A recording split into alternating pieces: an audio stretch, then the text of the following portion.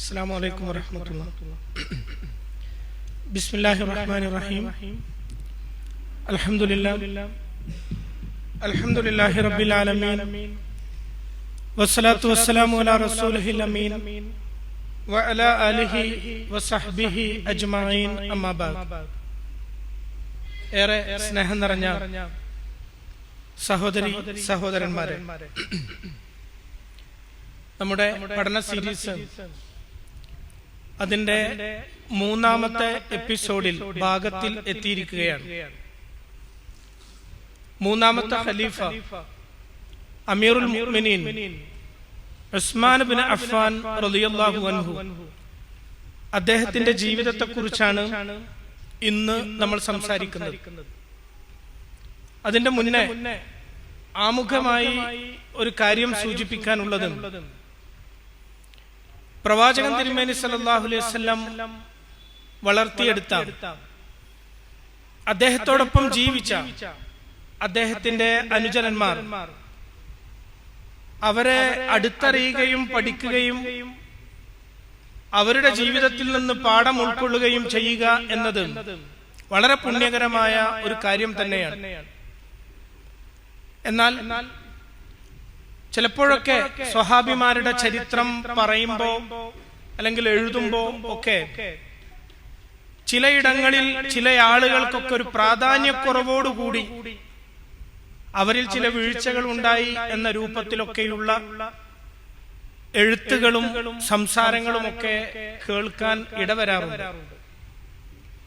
യഥാർത്ഥത്തിൽ റസൂലുള്ളാഹി സ്വല്ലല്ലാഹു അലൈഹി വസല്ലം അദ്ദേഹത്തിന് അള്ളാഹുവിന്റെ വഹിയും ഒക്കെ ഉള്ള ഒരു മഹാവ്യക്തിത്വം എന്നതുകൊണ്ട് തന്നെ എല്ലാത്തിനെയും ചേർത്ത് പിടിച്ച് ഒരു പ്രയാസവും ഇല്ലാതെ തന്നെ എല്ലാ പ്രതിസന്ധികളെയും തരണം ചെയ്ത് ഇസ്ലാമിക സമൂഹത്തെ റസൂലുള്ളാഹി സ്വല്ലല്ലാഹു അലൈഹി വസല്ലമക്ക് മുന്നോട്ട് കൊണ്ടുപോകാൻ സാധിച്ചു.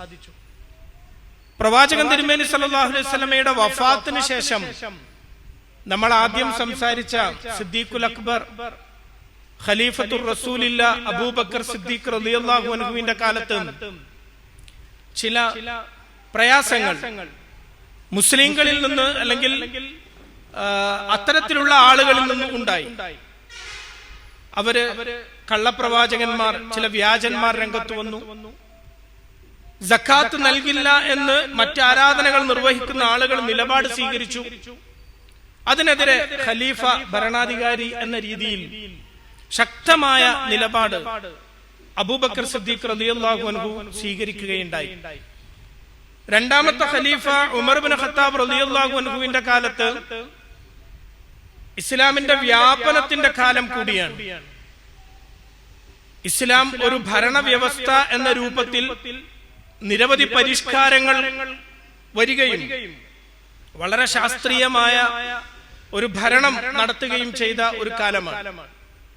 അതുകൊണ്ട് തന്നെ ശത്രുക്കളിൽ നിന്ന് പലതരത്തിലുള്ള പ്രയാസങ്ങൾ നേരിടേണ്ടി വരികയും അതിന്റെ ഭാഗമായി അദ്ദേഹം ഖലീഫ കൊല്ലപ്പെടുകയും ചെയ്ത ചരിത്രം നമുക്കറിയാം.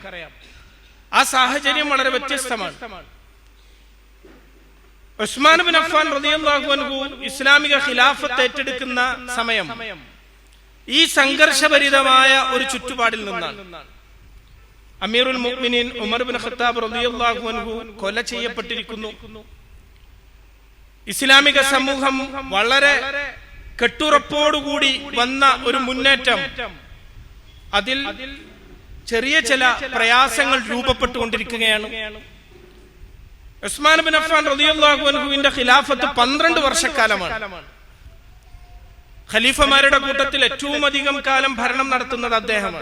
അബൂബക്കർ സിദ്ദീഖ് റളിയല്ലാഹു അൻഹു 2 വർഷം, ഉമർ ഇബ്നു ഖത്താബ് റളിയല്ലാഹു അൻഹു 10 വർഷം, ഉസ്മാൻ ബിൻ അഫ്ഫാൻ റളിയല്ലാഹു അൻഹു 12 വർഷം, അലി ഇബ്നു അബീ ത്വാലിബ് റളിയല്ലാഹു അൻഹു 4.5 വർഷം, കൃത്യമായി പറഞ്ഞാൽ 4 വർഷവും 7 മാസവും. ഇതാണ് ഖിലാഫത്തുർ റാഷിദീൻ അതിന്റെ കാലഘട്ടം. 12 വർഷക്കാലത്തെ ഉസ്മാൻ ബിൻ അഫ്ഫാൻ റളിയല്ലാഹു അൻഹുവിന്റെ ഭരണകാലത്ത് ആദ്യത്തെ 6 വർഷക്കാലം അദ്ദേഹം ഈ ഒരു പ്രതിസന്ധിയെ മറികടന്ന് ഇസ്ലാമിക സമൂഹത്തെ മുന്നോട്ട് കൊണ്ടുവന്നു. ഏത് പ്രതിസന്ധി? അമീറുൽ മുഅ്മിനീൻ ഉമർ ഇബ്നു ഖത്താബ് റളിയല്ലാഹു അൻഹു കൊല ചെയ്യപ്പെട്ടു. ഇസ്ലാമിക സമൂഹത്തിൽ ചെറിയ രീതിയിലുള്ള ചില വിള്ളലുകൾ രൂപപ്പെട്ടു വരുന്നു. അതിനെയൊക്കെ ചേർത്ത് പിടിച്ച് അദ്ദേഹം ഇസ്ലാമിന്റെ വ്യാപനം കൂടുതൽ സജീവമാക്കി ഭരണകാര്യങ്ങളെയൊക്കെ ശ്രദ്ധിച്ചു മുന്നോട്ട് പോകും. പിന്നീടുള്ള 6 വർഷക്കാലം ആ ഭരണത്തിൽ നിരവധി പ്രശ്നങ്ങൾ തലപൊക്കി വന്നു. അമീറുൽ മുഅ്മിനീന് നേരെ തന്നെ നിരവധി ആരോപണങ്ങളും അദ്ദേഹത്തെ അവസാനം മുസ്ലിങ്ങൾ തന്നെ വീട് വളഞ്ഞു വെച്ച് അതിദാരുണമായ രീതിയിൽ കൊല ചെയ്യുന്ന ഒരു അവസ്ഥയിലേക്ക് വരികയും ചെയ്തു. ഞാൻ പറഞ്ഞു വന്നത്, ഒരാമുഖമായി പറഞ്ഞു വരുന്നത്, ആ കാലത്ത് ഉണ്ടായ ചില സാഹചര്യങ്ങളെ തന്റെ മനുഷ്യ സഹജമായ ബുദ്ധി കൊണ്ട് വിശുദ്ധ ഖുർആനിൽ നിന്നും പ്രവാചകചര്യയിൽ നിന്നും അദ്ദേഹം മനസ്സിലാക്കിയ കാര്യങ്ങളെ വെച്ചുകൊണ്ട് പരിഹരിക്കാനുള്ള ശ്രമമാണ് ഉസ്മാൻ ഇബ്നു അഫ്ഫാൻ റളിയല്ലാഹു അൻഹു നടത്തിയത്. അപ്പൊ അദ്ദേഹത്തിന്റെ ചരിത്രം പറയുന്ന ആളുകൾ ചിലപ്പോഴൊക്കെ അദ്ദേഹം കുറച്ചുകൂടിയും അതിനെ അങ്ങനെ കൈകാര്യം ചെയ്യാമായിരുന്നു എന്നൊക്കെ പറയുന്നത് ശ്രദ്ധയിൽപ്പെട്ടത് കൊണ്ടാണ് പറയുന്നത്. അങ്ങനെ നമുക്ക് വിലയിരുത്തുക എന്നത് ശരിയല്ല എന്നൊരു പക്ഷത്ത് നിന്നാണ് ഞാൻ ഈ ഒരു ചരിത്ര സംഭവം ആരംഭിക്കുന്നത്. പ്രത്യേകിച്ച് ഓരോ കാലത്തും രൂപപ്പെട്ടു വരുന്ന പ്രശ്നങ്ങളെ ആ കാലഘട്ടത്തിൽ നിന്നുകൊണ്ട് വായിച്ചു ഉൾക്കൊണ്ട് അന്ന് അതിന് സ്വീകരിക്കാവുന്ന പരിഹാരങ്ങളിൽ നിന്നായിരിക്കും അവരതിനെ മുന്നോട്ട് കൊണ്ടുപോയിട്ടുള്ളത്. അന്ന് അതിനെ അവസാനിപ്പിക്കാവുന്ന കാര്യങ്ങൾ വെച്ചായിരിക്കും മുന്നോട്ട് പോയിട്ടുണ്ടാകാം. അതിനെ പിന്നീട് വർഷങ്ങൾ കഴിഞ്ഞ് നമ്മൾ ചരിത്രം എഴുതുമ്പോ അതിനെ ഓർത്തെടുക്കുമ്പം അതിന്റെ തുടർച്ചയിലൊക്കെ നമുക്ക് ചില മുറിച്ചിലുകൾ വന്നിട്ടുണ്ടാകും. ചരിത്രം എന്ന് പറഞ്ഞാൽ എല്ലായ്പ്പോഴും ഒരു തുടർച്ചയാണ്. നമ്മൾ കഥകൾ പറയേണ്ടത്, ചരിത്രം പറയേണ്ടത് അത് ഒരു തുടർച്ചയുടെ ഭാഗമായിക്കൊണ്ടാണ്. ഏതെങ്കിലും ഒന്നിൽ നിന്ന് അടർത്തിയെടുത്തുകൊണ്ട് ഒരു വ്യക്തിയെയോ ഒരു കാലത്തെയോ പഠിപ്പിക്കാനോ പരിചയപ്പെടുത്താനോ നമ്മൾ ശ്രമിക്കുമ്പോൾ അത് പൂർണ്ണമായും സത്യസന്ധമാവുകയില്ല. നമുക്കതിനോട് നീതി പുലർത്താൻ കഴിയില്ല. ആ തുടർച്ചയിൽ നിന്ന് അതിനെ പഠിക്കണം.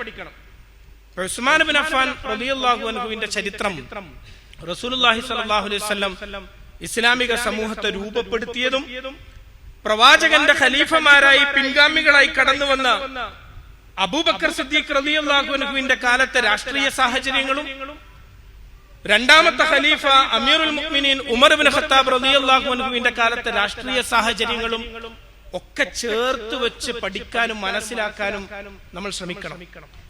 ഞാനിതിങ്ങനെ പറയാനുള്ള കാരണം, ഖലീഫമാരുടെ ചരിത്രം പറയുമ്പോൾ പോലും ചിലപ്പോഴൊക്കെ മറ്റു 3 ഖലീഫമാരുടെ ഒരു തലത്തിലേക്ക് ഉസ്മാൻ ബിൻ അഫ്ഫാൻ റളിയല്ലാഹു അൻഹുവിനെ അങ്ങനെ അങ്ങ് അവതരിപ്പിക്കുകയോ ഉയർത്തി വരികയോ ചെയ്യാറില്ല. അദ്ദേഹത്തിന് എന്തെല്ലോ ചില വീഴ്ചകൾ സംഭവിച്ചു എന്ന രൂപത്തിലാണ് അദ്ദേഹത്തെ പലപ്പോഴും അവതരിപ്പിക്കാറുള്ളത്. യഥാർത്ഥത്തിൽ അതൊരു ശരിയായ ആഖ്യാനമല്ല, ആ രീതിയിലല്ല നമ്മൾ ചരിത്രം വായിക്കേണ്ടത് എന്നാണ് നിങ്ങളോട് എനിക്ക് തുടക്കത്തിലെ സൂചിപ്പിക്കാനുള്ളത്. ഉസ്മാൻ ബിൻ അഫ്ഫാൻ റളിയല്ലാഹു അൻഹു അദ്ദേഹം ഖുറൈശ് ഗോത്രത്തിൽ തന്നെയാണ് ജനിക്കുന്നത്. റസൂലുള്ളാഹി സ്വല്ലല്ലാഹു അലൈഹി വസല്ലം ബനു ഹാഷിം വംശത്തിലായിരുന്നു ജനിച്ചത്. അബൂബക്കർ സിദ്ദീഖ് റളിയല്ലാഹു അൻഹു നമ്മൾ നേരത്തെ പറഞ്ഞു ബനു തൈം വംശത്തിലാണ്. ഉമർ ഇബ്നു ഖത്താബ് റളിയല്ലാഹു അൻഹു ബനു അദ്വി വംശത്തിലാണ്. ഉസ്മാൻ ബിൻ അഫ്ഫാൻ റളിയല്ലാഹു അൻഹു ജനിക്കുന്നത് ഖുറൈശ് ഗോത്രത്തിലെ പ്രമാണിമാരായ ആഢ്യന്മാരായ ബനു ഉമയ്യ വംശത്തിലാണ്. ഈ വംശത്തെ കുറിച്ച് നിങ്ങൾ കേട്ടിട്ടുണ്ടാകും. ഖിലാഫത്തുർ റാഷിദക്ക് ശേഷം 4 ഖലീഫമാരുടെ ഭരണത്തിന് ശേഷം പിന്നെ ഇസ്ലാമിക ലോകത്ത് ഭരണം നടത്തുന്നത് ബനു ഉമയ്യ കുടുംബങ്ങളാണ്. ആ ഭരണകൂടത്തിനാണ് നമ്മൾ അമവിയ ഭരണകൂടം അല്ലെങ്കിൽ ഉമയ്യ ഭരണകൂടം എന്നൊക്കെ പറയുന്നത്. ആ കുടുംബത്തിലാണ് ഉസ്മാൻ ബിൻ അഫ്ഫാൻ റളിയല്ലാഹു അൻഹു ജനിക്കുന്നത്. റസൂലിന്റെ പിതാമഹൻ അബ്ദുൽ മുത്തലിബ്, അദ്ദേഹത്തിന്റെ പിതാവ് ഹാഷിം, അദ്ദേഹത്തിന്റെ പിതാവ് അബ്ദു മനാഫ്. അബ്ദു മനാഫിന് 2 മക്കളായിരുന്നു. അതിൽ ഒന്ന് അബ്ദു ഷംസ്, മറ്റേത് ഹാഷിം. ഈ അബ്ദു ഷംസിന് 2 മക്കളുണ്ടായി. അബ്ദു ഷംസിന്റെ മകനാണ് ഉമയ്യ. ഉമയ്യ 2 മക്കളുണ്ടായിരുന്നു. അബുൽ ആസും ഹർബും. ഈ അബുൽ ഹാസിന് ഉണ്ടായ രണ്ട് മക്കളിൽ ഒന്നാണ് അഫ്ഫാനും ഹക്കമും. അതിൽ അഫ്ഫാന്റെ മകനായിക്കൊണ്ടാണ് ഉസ്മാൻ റളിയല്ലാഹു അൻഹു ജനിക്കുന്നത്. നമ്മൾ ഈ പാരമ്പര്യവും അതിന്റെ ലീനേജ് ഒക്കെ പഠിക്കുന്നത് ആ സംഭവത്തെ, ആ ചരിത്രത്തെ നമുക്ക് വളരെ കൃത്യമായി മനസ്സിലാക്കുന്നതിന് അത്യാവശ്യമാണ്. അപ്പൊ ഇവിടെ പറഞ്ഞ ഉമയ്യ, ആ ഉമയ്യ വംശത്തിൽ ഉസ്മാൻ ബിൻ അഫ്ഫാന്റെ പിതാമഹനായി വരുന്ന അബുൽ ആസ്, ഇപ്പുറത്തെ ഹർബ് എന്ന് പറഞ്ഞല്ലോ ഉമയ്യയുടെ മറ്റൊരു മകൻ, ആ ഹർബിന്റെ മകനാണ് അബൂ സുഫിയാൻ. അബൂ സുഫിയാന്റെ മകനാണ് മുആവിയ. മുആവിയയാണ് ബനു ഉമയ്യ വംശം അല്ലെങ്കിൽ ആ ഭരണകൂടം സ്ഥാപിക്കുന്നത്. അലി റളിയല്ലാഹു അൻഹുവിന്റെ വഫാത്തിന് ശേഷം ഉമയ്യാക്കൾ, അമവിയ എന്ന് പറയുന്ന ഭരണകൂടത്തിന്റെ സ്ഥാപകനായ മുആവിയ അബൂ സുഫിയാന്റെ മകനാണ്. അബൂ സുഫിയാൻ ഹർബിന്റെ മകനാണ്. ഹർബ് ഉമയ്യയുടെ മകനാണ്. ഇങ്ങനെയാണ് വരുന്നത്. ഉസ്മാൻ ബിൻ അഫ്ഫാൻ റളിയല്ലാഹു അൻഹുവിന്റെ മാതാവിന്റെ പേരും അർവ ബിൻത് ഖുറൈസ് എന്നാണ്. അവര് പ്രവാചകനോട് ഉസ്മാൻ ബിൻ അഫ്ഫാൻ റളിയല്ലാഹു അൻഹുവിനെ ചേർക്കുന്ന ഒരു കണ്ണി കൂടിയാണ്. അവരുടെ മുഴുവൻ പേര് ഉമ്മ വഴി പ്രവാചകനോട് ചേർക്കുന്ന ഒരു കണ്ണിയാണ്. അവരുടെ മുഴുവൻ പേര് അർവ ബിൻത് ഖുറൈസ് ബിൻത് ഉമ്മു ഹക്കീം ബിൻത് അബ്ദുൽ മുത്തലിബ് എന്നായിരുന്നു. വളരെ അടുത്ത ബന്ധം. റസൂലിന്റെ പിതാമഹൻ വല്യുപ്പ അബ്ദുൽ മുത്തലിബിന്റെ മകൾ ഉമ്മു ഹക്കീമിന്റെ മകൾ ആണ് ഉസ്മാൻ ബിൻ അഫ്ഫാൻ റളിയല്ലാഹു അൻഹുവിന്റെ മാതാവ്. അപ്പൊ റസൂലിനോട് അത്രയും ചേർന്ന് നിൽക്കുന്ന ഒരു ബന്ധം ഉമ്മ വഴി ആർക്കുണ്ട്? ഉസ്മാൻ ബിൻ അഫ്ഫാൻ റളിയല്ലാഹു അൻഹുവിനുണ്ട് എന്നാണ് നമ്മൾ മനസ്സിലാക്കേണ്ടത്. അദ്ദേഹം പ്രവാചകനേക്കാൾ 6 വയസ്സ് ചെറുപ്പമായിരുന്നു ഉണ്ടായിരുന്നത്. അദ്ദേഹം വഫാത്താകുന്നത് 72ാമത്തെ വയസ്സിലാണ്. റസൂലുള്ളാഹിയേക്കാൾ 6 വയസ്സ് ചെറുപ്പമായി കൊണ്ടാണ് അദ്ദേഹത്തിന്റെ ജനനം ഉണ്ടാകുന്നത്. അദ്ദേഹത്തിന്റെ ഏറ്റവും വലിയ പ്രത്യേകത ഉസ്മാൻ ബിൻ അഫ്ഫാൻ റളിയല്ലാഹു അൻഹു അദ്ദേഹത്തിന്റെ ലാളിത്യം, എളിമ, ലജ്ജ, ഇങ്ങനെ തുടങ്ങിയ ചില ഗുണങ്ങൾ ഏറ്റവും സമ്പന്നമായി ചേർന്ന ഒരു വ്യക്തിത്വമായിരുന്നു ഉസ്മാൻ ബിൻ അഫ്ഫാൻ റളിയല്ലാഹു അൻഹു. ഖുറൈശികളുടെ കൂട്ടത്തിൽ തന്നെ ഇത്രയും ലാളിത്യത്തോടുകൂടി ജീവിച്ച, എളിമയോടുകൂടി ജീവിച്ച ഒരു മനുഷ്യൻ നമുക്ക് കാണാൻ സാധിക്കുകയില്ല. ഉസ്മാൻ ബിൻ അഫ്ഫാൻ റളിയല്ലാഹു അൻഹുവിന്റെ പിതാവ് അഫ്ഫാൻ ജാഹിലിയ കാലഘട്ടത്തിൽ തന്നെ മരണപ്പെട്ടു പോയ ആളാണ്. നേരത്തെ തന്നെ പിതാവ് മരിച്ചു പോയിട്ടുണ്ട്. അദ്ദേഹത്തിന്റെ ഉമ്മ അർവ റളിയല്ലാഹു അൻഹ ഇസ്ലാം സ്വീകരിച്ച് പിന്നീട് വളരെ കാലം കഴിഞ്ഞാണ് മരണപ്പെടുന്നത്. പിതാവ് വളരെ സമ്പന്നനായിരുന്നു. അതുകൊണ്ട് അനന്തരാവകാശമായി ഏകദേശം 30 മില്യൺ ദീനാർ, 3 കോടി ദിർഹം, 3 കോടി ദിർഹം അദ്ദേഹത്തിന് അനന്തര സ്വത്തായി ലഭിച്ചിട്ടുണ്ടായിരുന്നു. അപ്പൊ ജനനം കൊണ്ട് അദ്ദേഹം വളരെ സമ്പന്നനായിക്കൊണ്ടാണ് ജനിക്കുന്നത്. വായിൽ വെള്ളിക്കരണ്ടിയുമായി ജനിച്ചു എന്നൊക്കെ അദ്ദേഹത്തെ കുറിച്ച് പറയാറുണ്ട്. അദ്ദേഹം ഈ സമ്പത്ത് ഇത്രയുണ്ടെങ്കിലും ലാളിത്യവും എളിമയും വിട്ട് ജീവിച്ചൊരു മനുഷ്യനായിരുന്നില്ല. അദ്ദേഹത്തിന്റെ ഏറ്റവും വലിയ ഒരു ക്വാളിറ്റി, ഉസ്മാൻ ബിൻ അഫ്ഫാൻ റളിയല്ലാഹു അൻഹുവിനെ നമ്മുടെ ജീവിതത്തിൽ ഒരു മാതൃകയാക്കേണ്ടുന്ന ഒരു ക്വാളിറ്റി അദ്ദേഹത്തിന്റെ ലജ്ജയെ കുറിച്ചാണ്. ലജ്ജ, ഹയാ. റസൂലുള്ളാഹി സ്വല്ലല്ലാഹു അലൈഹി വസല്ലം അത് പ്രത്യേകമായി എടുത്തു പറഞ്ഞൊരു കാര്യമാണ്. ഇന്ന ലികുല്ലി ദീനിൻ ഖുലുഖ. എല്ലാ മതങ്ങൾക്കും ഒരു സവിശേഷമായ സംസ്കാരമുണ്ട്, ഒരു സ്വഭാവമുണ്ട്. ഇന്ന ലികുല്ലി ദീനിൻ ഖുലുഖ. എല്ലാ മതങ്ങൾക്കും സവിശേഷമായ ഒരു സ്വഭാവമുണ്ട്. വഖുലുഖുൽ ഇസ്ലാമി അൽ ഹയാ. ഇസ്ലാമിന്റെ സ്വഭാവം എന്നത് ലജ്ജയാണ്, നാണം. അതാണ് ഇസ്ലാമിന്റെ സ്വഭാവം എന്ന് പ്രവാചകൻ തിരുമേനി സല്ലല്ലാഹു അലൈഹി വസല്ലം പറഞ്ഞു. മറ്റൊരു ഹദീസിലൂടെ പ്രവാചകൻ പറഞ്ഞു, അൽ ഈമാനു ബിളുഉൻ വസബഊന ശുഅബ അഫ്ളലുഹാ ഖൗലു ലാ ഇലാഹ ഇല്ലല്ലാഹ് വഅദ്നാഹാ ഇമാതത്തുൽ അദാ അനി തരീഖ് അൽ ഹയാഉ ശുഅബത്തുൻ മിനൽ ഈമാൻ. ഈമാൻ എന്ന് പറഞ്ഞാൽ അതിന് 70ഓളം ശിഖരങ്ങളുണ്ട്, ചില്ലകൾ. അതിലേറ്റവും ഉന്നതമായ ശിഖരമാണ് ലാ ഇലാഹ ഇല്ലല്ലാഹ്. ആ ഈമാനിന്റെ ഏറ്റവും താഴെയുള്ള ശിഖരമാണ് ഇമാതത്തുൽ അദാ അനി തരീഖ്. നമ്മൾ വഴിയിലൂടെ നടക്കുമ്പം വല്ല മാലിന്യങ്ങളും കണ്ടാൽ അത് നീക്കി വെക്കുക. വഴി മാലിന്യങ്ങളിൽ നിന്ന് വൃത്തിയാക്കി വെക്കുക. അത് ഈമാനിന്റെ ഏറ്റവും ചെറിയ ശാഖയിൽപ്പെട്ടതാണ്. എന്നിട്ട് പ്രവാചകൻ പറയുന്നു, അൽ ഹയാഉ ശുഅബത്തും മിനൽ ഈമാൻ. ലജ്ജ അത് ഈമാനിന്റെ ഭാഗമാകും, അത് ഈമാനിന്റെ ഒരു ശിഖരമാകുന്നു എന്ന് പറഞ്ഞു. അപ്പൊ ലജ്ജക്ക് അത്രയധികം പ്രാധാന്യം ഇസ്ലാം പറയുന്നുണ്ട്. ഉസ്മാൻ ബിൻ അഫ്ഫാൻ റളിയല്ലാഹു അൻഹുവിനെ കുറിച്ച് റസൂലുള്ളാഹി സ്വല്ലല്ലാഹു അലൈഹി വസല്ലം ഇത് എടുത്തു പറഞ്ഞു. ഉസ്മാൻ ലജ്ജയുടെ മൂർത്തമായ മനുഷ്യ രൂപമാണ്. ലജ്ജ അദ്ദേഹത്തിൽ അത്രത്തോളം ഉണ്ടായിരുന്നു. ഒരുപാട് സംഭവങ്ങൾ നമുക്ക് ചരിത്രത്തിൽ കാണാൻ സാധിക്കും. അദ്ദേഹം മോശമായ ഒരു അവസ്ഥയിൽ ഒരിക്കലും അദ്ദേഹം ഉണ്ടായിരിക്കാറില്ല. ജാഹിലിയ കാലഘട്ടത്തിൽ പോലും അദ്ദേഹം ഇസ്ലാം സ്വീകരിക്കുന്നതിന്റെ മുമ്പ് തന്നെ ഒരു മോശമായ അവസ്ഥയിൽ, ജാഹിലിയ കാലഘട്ടത്തിൽ കഅബ തവാഫ് ചെയ്യലൊക്കെ വിവസ്ത്രരായിക്കൊണ്ടാണ്. ഉസ്മാൻ ബിൻ അഫ്ഫാൻ റളിയല്ലാഹു അൻഹു ആ സമയത്ത് അവിടേക്ക് പോകാറുണ്ടായിരുന്നില്ല. അത്തരം കാഴ്ചകൾ അദ്ദേഹം കാണാൻ തന്നെ ചെന്ന് നിൽക്കാറില്ല. അത് അദ്ദേഹത്തിന്റെ സ്വഭാവത്തിൽപ്പെട്ട ഒന്നായിരുന്നു. അതുപോലെ ജാഹിലിയത്തിൽ അദ്ദേഹം കള്ള് തൊടുക പോലും ചെയ്തിട്ടില്ല. ജാഹിലിയ കാലഘട്ടത്തിൽ അവിടെ സമൂഹത്തിൽ ഉണ്ടായിരുന്ന നിരവധി അനാചാരങ്ങൾ ഉണ്ടായിരുന്നു. അതിലേക്കൊന്നും വിഗ്രഹത്തിന്റെ മുന്നിൽ സുജൂദ് ചെയ്യുകയോ അല്ലെങ്കിൽ പരസ്ത്രീ ബന്ധത്തിലേർപ്പെടുകയോ അങ്ങനെ ഒരു തരത്തിലുമുള്ള സ്വഭാവ ദൂഷ്യത്തിലേക്കും അദ്ദേഹം ഇസ്ലാമിന് മുമ്പ് പോയിട്ട് തന്നെ ഉണ്ടായിരുന്നില്ല. അതിൽ അദ്ദേഹത്തെ ഏറ്റവും ഗുണമായി എടുത്തു പറയാറുള്ളത് അദ്ദേഹത്തിന്റെ ലജ്ജയെ കുറിച്ചാണ്. ഇതിന് ഞാൻ ഇത്ര ഊന്നി പറയാനുള്ള കാരണം, ഇന്ന് നമ്മുടെ സമൂഹത്തിൽ ഉള്ള ഏറ്റവും വലിയ പ്രശ്നങ്ങളിൽ ഒന്ന് ലജ്ജ നഷ്ടപ്പെടുന്നു എന്നതാണ്. ലജ്ജ ഇല്ലാണ്ട് പോകുന്നു എന്നതാണ്.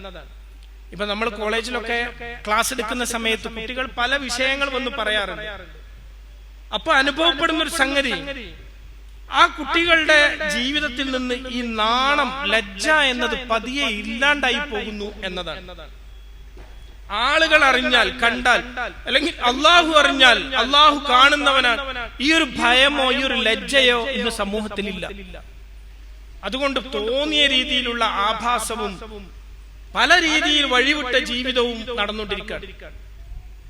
ഒരു അനാവശ്യ കാര്യങ്ങൾ നോക്കുന്നതിലേക്ക്, മനസ്സ് കൊടുക്കുന്നതിലേക്ക്, ഏതെങ്കിലും രീതിയിൽ അത് തെറ്റാണെന്ന് മാനസികമായി തോന്നുന്ന ഒരു കുറ്റബോധം അതുപോലും കുറഞ്ഞു വന്നുകൊണ്ടിരിക്കുകയാണ്. ഈ ലജ്ജ ഇല്ലാണ്ട് വരുമ്പോൾ ഒരു പ്രശ്നമാണത്. കുറ്റബോധം ആ മനുഷ്യനിൽ പതിയെ പതിയെ ഇല്ലാതാവും.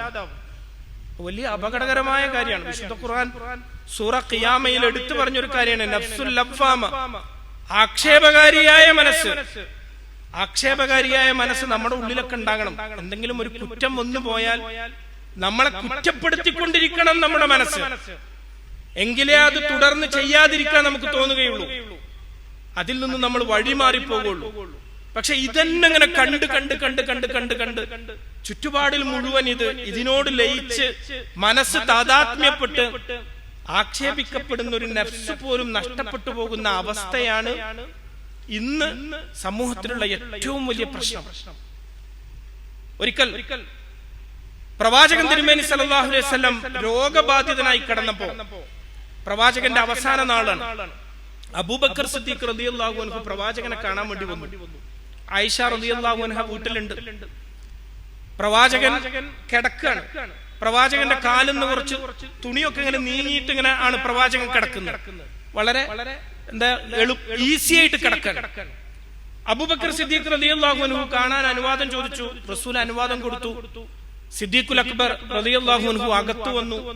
പ്രവാചകനോട് കുറച്ചു നേരം സംസാരിച്ച് പ്രവാചകനുമായി കാര്യങ്ങളൊക്കെ പങ്കുവെച്ച് അദ്ദേഹം എഴുന്നേറ്റ് പോയി. കുറച്ചു കഴിഞ്ഞപ്പോ ഉമർ ബിൻ ഖത്താബ് റളിയല്ലാഹു അൻഹു അനുവാദം ചോദിച്ചു റസൂലിനെ കാണാൻ. റസൂലുള്ളാഹി സ്വല്ലല്ലാഹു അലൈഹി വസല്ലം അനുവാദം കൊടുത്തു. പ്രവാചകൻ അങ്ങനെ തന്നെ കിടക്കുകയാണ്. ഉമർ ബിൻ ഖത്താബ് റളിയല്ലാഹു അൻഹു മുറിയിൽ വന്ന് പ്രവാചകനോട് സംസാരിച്ച് അദ്ദേഹവും കാര്യം എഴുന്നേറ്റ് പോയി. പിന്നെ കുറച്ച് കഴിഞ്ഞപ്പോൾ ഉസ്മാൻ ബിൻ അഫ്ഫാൻ റളിയല്ലാഹു അൻഹു കാണാൻ വേണ്ടി അനുവാദം ചോദിച്ചു. ഉസ്മാൻ ബിൻ അഫ്ഫാൻ റളിയല്ലാഹു അൻഹു അനുവാദം ചോദിച്ചപ്പോ റസൂലുള്ളാഹി സ്വല്ലല്ലാഹു അലൈഹി വസല്ലം പതുക്കെ എഴുന്നേറ്റ് മുണ്ടൊക്കെ റെഡിയാക്കി നല്ല ഉഷാറായിട്ടൊന്നും ഇരുന്നു, നേരക്കിരുന്നു. ഉസ്മാൻ ബിൻ അഫ്ഫാൻ റളിയല്ലാഹു അൻഹു വന്നു, സംസാരിച്ചു. കാര്യങ്ങളൊക്കെ കഴിഞ്ഞ് അദ്ദേഹം തിരിച്ചുപോയി. ആയിഷ റളിയല്ലാഹു അൻഹ റസൂലിനോട് ചോദിച്ചു, അള്ളാഹുവിന്റെ ദൂതരെ, എന്റെ പിതാവ് വന്നു, താങ്കളുടെ ഉറ്റമിത്രം ഉമർ ഇബ്നു ഖത്താബ് റളിയല്ലാഹു അൻഹു വന്നു, താങ്കൾ എങ്ങനെയാണോ ഉണ്ടായിരുന്നത് അങ്ങനെ തന്നെയാണ് അവരെ സ്വീകരിച്ചത്. എന്നാൽ ഉസ്മാൻ ഇബ്നു അഫ്ഫാൻ റളിയല്ലാഹു അൻഹു വന്നപ്പോ താങ്കൾ പ്രത്യേകമായി ഒന്ന് ഒരുങ്ങി, കാലൊക്കെ ഒന്ന് മറച്ച്, ഒന്ന് എഴുന്നേറ്റ്, ഒന്ന് ലെവലായിട്ടിരുന്നു സംസാരിക്കുന്നതിന്. എന്തുകൊണ്ടാണ് താങ്കൾ അങ്ങനെ ചെയ്തത് എന്ന് ചോദിച്ചു. റസൂലുള്ളാഹി സ്വല്ലല്ലാഹു അലൈഹി വസല്ലം അതിന് കൊടുത്ത മറുപടി, ഉസ്മാൻ അദ്ദേഹം വലിയ ലജ്ജയുള്ള മനുഷ്യനാണ്, നാണമുള്ള മനുഷ്യനാണ്. ഒരുപക്ഷെ എന്റെ കാലങ്ങനെ കണ്ടാൽ അദ്ദേഹം എന്നോട് വന്ന കാര്യം അങ്ങനെ സംസാരിച്ചോളണമെന്നില്ല, അങ്ങനെ തന്നെ പോയി പോവും, വന്നാൽ അവിടെ ഇരിക്കൂല. അപ്പൊ അദ്ദേഹം വന്ന കാര്യം സംസാരിച്ചോട്ടെ കരുതിയിട്ടാണ് ഞാൻ വസ്ത്രമൊക്കെ ശരിയാക്കിയത് എന്ന് പറഞ്ഞിട്ട് റസൂലുള്ളാഹി സ്വല്ലല്ലാഹു അലൈഹി വസല്ലം ആയിഷ റളിയല്ലാഹു അൻഹയോട് പറയുന്ന ഒരു വാക്കുണ്ട്, മലക്കുകൾ പോലും അദ്ദേഹത്തോട് ലജ്ജ കാണിക്കാറുണ്ട്. ഉസ്മാൻ ഇബ്നു അഫ്ഫാൻ റളിയല്ലാഹു അൻഹുവിനോട് ലജ്ജയിൽ അത്രയധികം ശ്രദ്ധിക്കുന്ന, അത്തരത്തിൽ മോശപ്പെട്ട ഒന്നിലേക്കും തന്റെ കാഴ്ച കൊണ്ടുപോകാതെ ഏറ്റവും നന്നായി അതിൽ സൂക്ഷ്മത പാലിക്കുന്ന ഒരു മനുഷ്യനാണ് അദ്ദേഹം. അതുകൊണ്ടാണ് ഞാൻ അങ്ങനെ ഒരുങ്ങിയിരുന്നത് എന്ന് പറഞ്ഞു. ഇതായിരുന്നു ഉസ്മാൻ ഇബ്നു അഫ്ഫാൻ റളിയല്ലാഹു അൻഹു. അദ്ദേഹത്തിന്റെ സ്വഭാവത്തിന്റെ ഒരു ഗുണമാണ്. റസൂലുള്ളാഹി സ്വല്ലല്ലാഹു അലൈഹി വസല്ലം തന്റെ മകൾ റുഖിയ റളിയല്ലാഹു അൻഹയെ ഉസ്മാൻ ഇബ്നു അഫ്ഫാൻ റളിയല്ലാഹു അൻഹുവിന് വിവാഹം കഴിക്കാൻ വേണ്ടി ആലോചിച്ചപ്പോ തന്റെ മകളെ വിളിച്ച് പറയുന്നുണ്ട്, എന്റെ പൊന്നു മകളെ, ഒരു ഉപ്പ മകൾക്ക് കൊടുക്കുന്ന ഉപദേശ കല്യാണ സമയത്ത്, എന്റെ മകളെ, നീ ഉസ്മാനെ നന്നായി അദ്ദേഹത്തോട് നല്ല രീതിയിൽ സഹവർത്തിക്കണം. നിന്റെ ഉപ്പയുടെ എല്ലാ നല്ല ഗുണങ്ങളും സമ്മേളിച്ചൊരു വ്യക്തിയാണ് അദ്ദേഹം.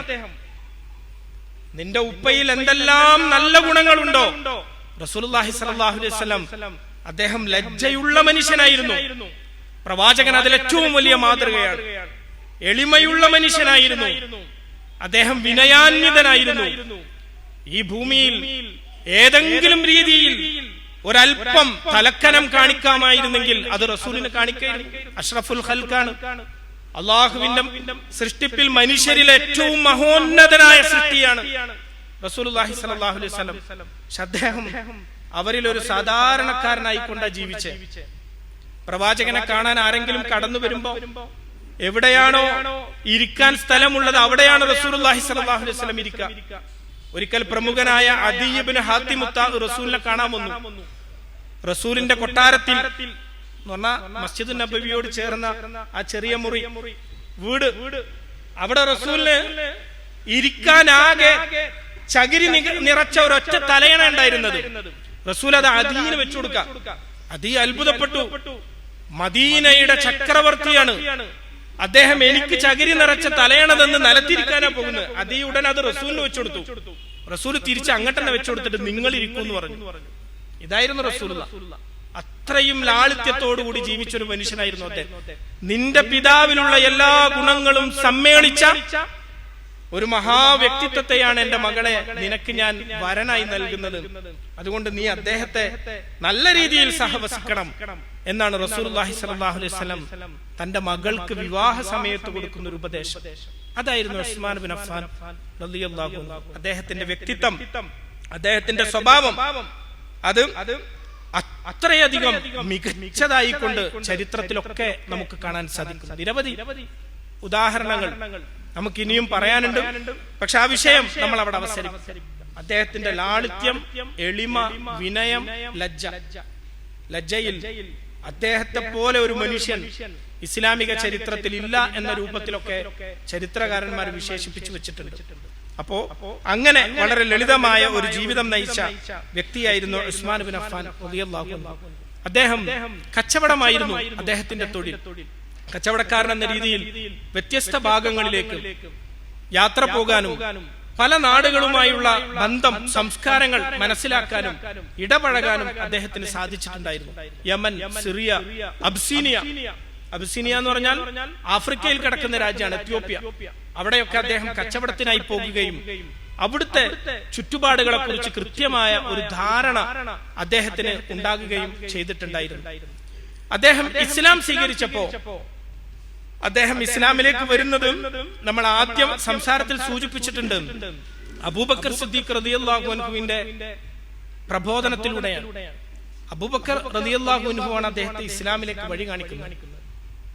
അദ്ദേഹം ഒരു കച്ചവട യാത്ര കഴിഞ്ഞു വരുമ്പോൾ മക്കയിലുള്ള ഈ വിശേഷങ്ങളൊക്കെ അറിയുകയും ആ യാത്രയിൽ മക്കയിൽ പ്രവേശിച്ച ഉടൻ തന്നെ അദ്ദേഹത്തിന്റെ സുഹൃത്ത് അബൂബക്കർ അദ്ദേഹത്തെ ചെന്ന് കാണുകയും അബൂബക്കർ റളിയല്ലാഹു അൻഹു അദ്ദേഹത്തോട് ഇസ്ലാമിനെ കുറിച്ച് അറിയിച്ചു കൊടുക്കുകയും ചെയ്തു. ഉടൻ തന്നെ അദ്ദേഹം ഇസ്ലാം സ്വീകരിക്കാൻ സന്നദ്ധനായിക്കൊണ്ട് പോവുകയാണ്.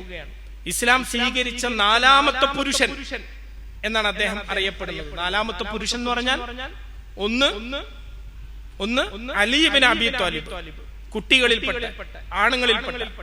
2 സെയ്ദ് ഇബ്നു ഹാരിസ, പ്രവാചകന്റെ വീട്ടിൽ തന്നെ ഉണ്ടായിരുന്ന പ്രവാചകന്റെ എന്താ പറയാ തോഴൻ അല്ലെങ്കിൽ അടിമ എന്നൊക്കെ പറയാകുന്ന ഖദീജ ബിൻത് ഖുവൈലിദ് റളിയല്ലാഹു അൻഹ വിവാഹ സമയത്ത് പ്രവാചകന് സമ്മാനമായി നൽകിയ ഒരു പാരിതോഷികം അതായിരുന്നു സെയ്ദ് ഇബ്നു ഹാരിസ. അദ്ദേഹമാണ് 2ാമത്തെ ആൾ.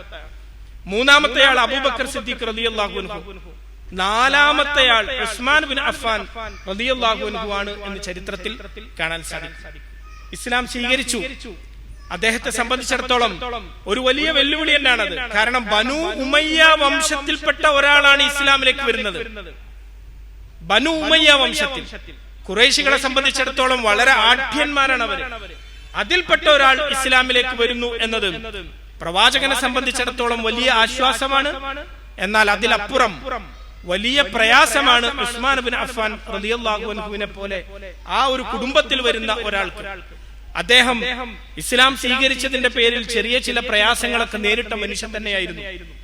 ബിലാൽ ബിൻ റബാഹ് റളിയല്ലാഹു അൻഹുവിന്റെയും അമ്മാർ ബിൻ യാസിർ റളിയല്ലാഹു അൻഹുവിന്റെയും ഒക്കെ ചരിത്രം നമ്മൾ പറയുമ്പോൾ അവരൊക്കെ പീഡിപ്പിക്കപ്പെട്ടതിനെ കുറിച്ച് നമ്മൾ പറയാറുണ്ട്. അതുപോലെ ചങ്ങലയിൽ ബന്ധിതനായിക്കൊണ്ട് തന്റെ അമ്മാവനാൽ ദ്രോഹിക്കപ്പെട്ട ഒരു മനുഷ്യനായിരുന്നു ഉസ്മാൻ ബിൻ അഫ്ഫാൻ റളിയല്ലാഹു അൻഹു. അദ്ദേഹം ഒരു സമ്പന്നനാണ്, ഒരു വലിയ കുടുംബത്തിലാണ് ജനിച്ചത് എന്നൊക്കെയാണെങ്കിലും അദ്ദേഹത്തിന്റെ അമ്മാവൻ ഹക്കം ഇബ്നു അബുൽ ആസ് അദ്ദേഹത്തെ ചങ്ങലയിൽ ബന്ധിക്കുകയും ആ മതം ഉപേക്ഷിക്കുന്നതിന് വേണ്ടി അദ്ദേഹത്തെ പ്രേരിപ്പിക്കുകയും ചെയ്തിട്ടുണ്ടായിരുന്നു. എന്നാൽ അദ്ദേഹം നമ്മള് ചില ഉപമകൾ പറയാറുണ്ടല്ലോ, മലയിലേക്ക് കല്ലെറിയാതെ. മലയിലേക്ക് കല്ലെറിഞ്ഞിട്ട് പ്രത്യേകിച്ചൊരു കാര്യമല്ല, മലക്കെന്തിന് സംഭവിക്കോ? ഉസ്മാൻ ബിൻ അഫ്ഫാൻ റളിയല്ലാഹു അൻഹുവിനെ ചങ്ങലയിൽ ബന്ധിച്ച് ദ്രോഹിച്ച് മതത്തിൽ നിന്ന് പിൻവാങ്ങണമെന്ന് പറഞ്ഞിട്ട് ഒരു കാര്യമില്ല. കാരണം അദ്ദേഹം ജാഹിലിയത്തിലെ എല്ലാ കൊള്ളരുതായ്മകളിൽ നിന്നും മാറി നിന്ന് സത്യം ഉൾക്കൊള്ളണമെന്ന് ആഗ്രഹിച്ച് ജീവിച്ചൊരു മനുഷ്യനായിരുന്നു, അല്ലെങ്കിൽ നന്മകൾ മനസ്സിലുള്ള ഒരു മനുഷ്യനായിരുന്നു. അപ്പൊ അങ്ങനെയുള്ള ഒരു മനുഷ്യനെ സംബന്ധിച്ചിടത്തോളം ഒരു നല്ല വഴി അദ്ദേഹത്തിന്റെ മുന്നിൽ തുറന്നു വന്നാൽ അദ്ദേഹം അത് ഇട്ടച്ചു പോരൂല. ആ പീഡനങ്ങളൊക്കെ വെറുതെ ആയിരുന്നു. ഉസ്മാൻ ബിൻ അഫ്ഫാൻ റളിയല്ലാഹു അൻഹു ദീനിൽ ഉറച്ചു നിൽക്കുകയാണ് ചെയ്തത്. അദ്ദേഹത്തെ ഖുറൈശികൾക്കൊക്കെ ഭയങ്കര പ്രിയമായിരുന്നു. ചില ഒരു അറബി കവിതയിൽ പറയുന്നത്, ഒരു ഉമ്മ തന്റെ കുട്ടിയോട് തന്റെ സ്നേഹത്തെ കുറിച്ച് പറയാം, ഖുറൈശികൾ ഉസ്മാനെ സ്നേഹിക്കുന്നത് പോലെ എന്റെ കുട്ടി ഞാൻ നിന്നെ സ്നേഹിക്കുന്നു എന്ന് പറഞ്ഞാൽ ഖുറൈശികൾക്ക് ഉസ്മാൻ ബിൻ അഫ്ഫാൻ റളിയല്ലാഹു അൻഹു അത്രയും ഇഷ്ടമായിരുന്നു. അദ്ദേഹത്തിന്റെ ഈ സ്വഭാവ ഗുണങ്ങൾ കൊണ്ട് അതുപോലെ ഞാൻ നിന്നെ സ്നേഹിക്കുന്നു എന്നാണ് ഒരു ഉമ്മ തന്റെ കുട്ടിയോട് പറയുന്നത്. അതിലേറെ നല്ല ഉപമ വേറെ പറയാനില്ല. ഇതിനേക്കാൾ എനിക്ക് ഇഷ്ടമാണെന്ന് പറയാൻ വേറെ നല്ലൊരു ഉപമ അല്ല. അപ്പൊ അങ്ങനെ ഖുറൈശികൾ പോലും അദ്ദേഹത്തെ ഇഷ്ടപ്പെട്ടിരുന്നുവെങ്കിലും ഇസ്ലാം സ്വീകരിച്ചപ്പോ അതിൻ്റെതായ ദ്രോഹങ്ങൾ, പീഡനങ്ങൾ അദ്ദേഹത്തിനും ഏൽക്കേണ്ടി വന്നിട്ടുണ്ട്. പ്രവാചകൻ തിരുമേനി സല്ലല്ലാഹു അലൈഹി വസല്ലമയുടെ മകൾ റുഖിയ റളിയല്ലാഹു അൻഹയെ വിവാഹം ചെയ്തു കൊടുക്കുകയാണ് പ്രവാചകൻ. ആ വിവാഹം ചെയ്തു കൊടുക്കാനുള്ള കാരണം, പ്രവാചകൻ നേരത്തെ റുഖിയ റളിയല്ലാഹു അൻഹയുടെ വിവാഹം നിശ്ചയിച്ചു വെച്ചിട്ടുണ്ടായിരുന്നു. അത് തന്റെ പ്രതിവ്യൻ അളാപ്പ അബൂലഹബിന്റെ മകൻ ഉത്തുബയുമായിട്ടായിരുന്നു, ഉത്തുബ ഇബ്നു അബീ ലഹബ്. എന്നാൽ റസൂലുള്ളാഹി സ്വല്ലല്ലാഹു അലൈഹി വസല്ലം ഇസ്ലാമിക പ്രബോധനം ആരംഭിക്കുകയും പ്രത്യേകിച്ച് തന്റെ കുടുംബക്കാരൊക്കെ ഒരുമിച്ച് കൂട്ടി ഇസ്ലാമിനെ കുറിച്ച് പറഞ്ഞു കൊടുത്തപ്പം അബൂലഹബ് ഇറങ്ങിപ്പോയല്ലോ. ഇതിനാണോ വിളിച്ചു കൂട്ടിയത്, നീ നശിക്കട്ടെ എന്ന് പറഞ്ഞ് ഇറങ്ങിപ്പോയി. പ്രവാചകൻ തിരുമേനി സല്ലല്ലാഹു അലൈഹി വസല്ലം പിന്നീട് വിശുദ്ധ ഖുർആനിന്റെ ആയത്താണ് ചൊല്ലിക്കൊടുക്കുന്നത്, തബ്ബത് യദാ അബീ ലഹബിൻ വതബ്ബ്. ഈ ആയത്ത് കൂടി ഇറങ്ങിയപ്പോ അബൂലഹബ് നിശ്ചയിച്ചു തന്റെ മകനോട് ആ വിവാഹ ബന്ധത്തിൽ നിന്ന് ഒഴിവാകാൻ വേണ്ടി ആവശ്യപ്പെട്ടു. ആ കല്യാണം ഇനി വേണ്ടാന്ന് പറഞ്ഞു. അങ്ങനെ ഇരുന്നപ്പോഴാണ് റസൂലുള്ളാഹി സ്വല്ലല്ലാഹു അലൈഹി വസല്ലം ഉസ്മാൻ ബിൻ അഫ്ഫാൻ റളിയല്ലാഹു അൻഹുവിന് റുഖിയ റളിയല്ലാഹു അൻഹയെ വിവാഹം ചെയ്തു കൊടുക്കുന്നത്. ഉസ്മാൻ റളിയല്ലാഹു അൻഹു അതിന്റെ മുമ്പ് വേറെ വിവാഹമൊന്നും കഴിച്ചിട്ടില്ല. ജാഹിലിയത്തിൽ വേറെ വിവാഹങ്ങളൊന്നും നമുക്ക് ചരിത്രത്തിൽ എവിടെയും കാണാൻ പറ്റൂല. അദ്ദേഹത്തെ അബുൽ അംർ എന്ന് വിളിച്ചതായി കാണാം, പക്ഷെ അംർ എന്ന പേരുള്ള ഒരു കുട്ടിയോ ഒന്നും അദ്ദേഹത്തിന് ഉണ്ടായിരുന്നില്ല. അന്ന് അങ്ങനെ ഒരു ശൈലി ഉണ്ടായിരുന്നു. ഒരു ആളെ അങ്ങനെ ഒരു പേരിൽ വിളിക്കും, കുട്ടിയില്ലെങ്കിലും പിന്നെ ജനിക്കുന്ന കുട്ടിക്ക് അങ്ങനെ ഒരു പേരിടും. അതിന്റെ ഒരു ഉദാഹരണം കൂടിയാണ് ഉസ്മാൻ ബിൻ അഫ്ഫാൻ റളിയല്ലാഹു അൻഹു. ഞാൻ നേരത്തെ പറഞ്ഞല്ലോ, കല്യാണ സമയത്ത് റസൂൽ റുഖിയയോട് പറഞ്ഞു ഉസ്മാൻ ബിൻ അഫ്ഫാനോട് നല്ലോണം സഹവർത്തിക്കണമെന്ന്. ആ പറഞ്ഞ സമയത്ത് റസൂൽ ഉപയോഗിക്കുന്ന വാക്ക് അബു അബ്ദുള്ളയോട് നല്ല രീതിയിൽ സഹവസിക്കണം എന്നാ പറയുന്നത്. അപ്പൊ അവർക്ക് അബ്ദുള്ള എന്ന് പറഞ്ഞൊരു കുട്ടിയൊന്നും ഉണ്ടായിട്ടില്ല. പക്ഷെ റസൂൽ അങ്ങനെ പറഞ്ഞു, അബു അബ്ദുള്ളയോട് നീ നല്ല രീതിയിൽ സഹവസിക്കണം. പിന്നീട് ഈ ദമ്പതിമാർക്ക് ഒരു കുട്ടി ഉണ്ടായപ്പോൾ ആ കുട്ടിയുടെ പേര് അവര് അബ്ദുള്ള എന്ന് നാമകരണം ചെയ്തതായും നമുക്ക് ചരിത്രത്തിൽ കാണാൻ സാധിക്കും.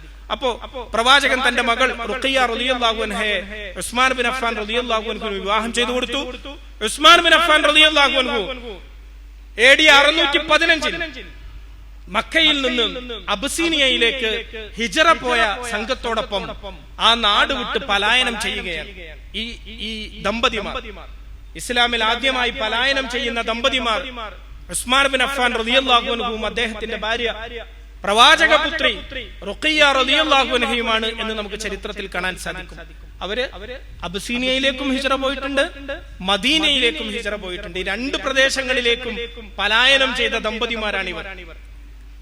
വളരെയധികം സ്നേഹത്തോടുകൂടി വളരെ കാരുണ്യത്തോടു കൂടിയാണ് അവരുടെ കുടുംബജീവിതമൊക്കെ മുന്നോട്ട് പോകുന്നത്. 616 അവര് ഹിജറ 616 615 വിവാഹം നടക്കുന്നത്. ഞാൻ നേരത്തെ പറഞ്ഞ വർഷം 615 615 വിവാഹം നടന്നു.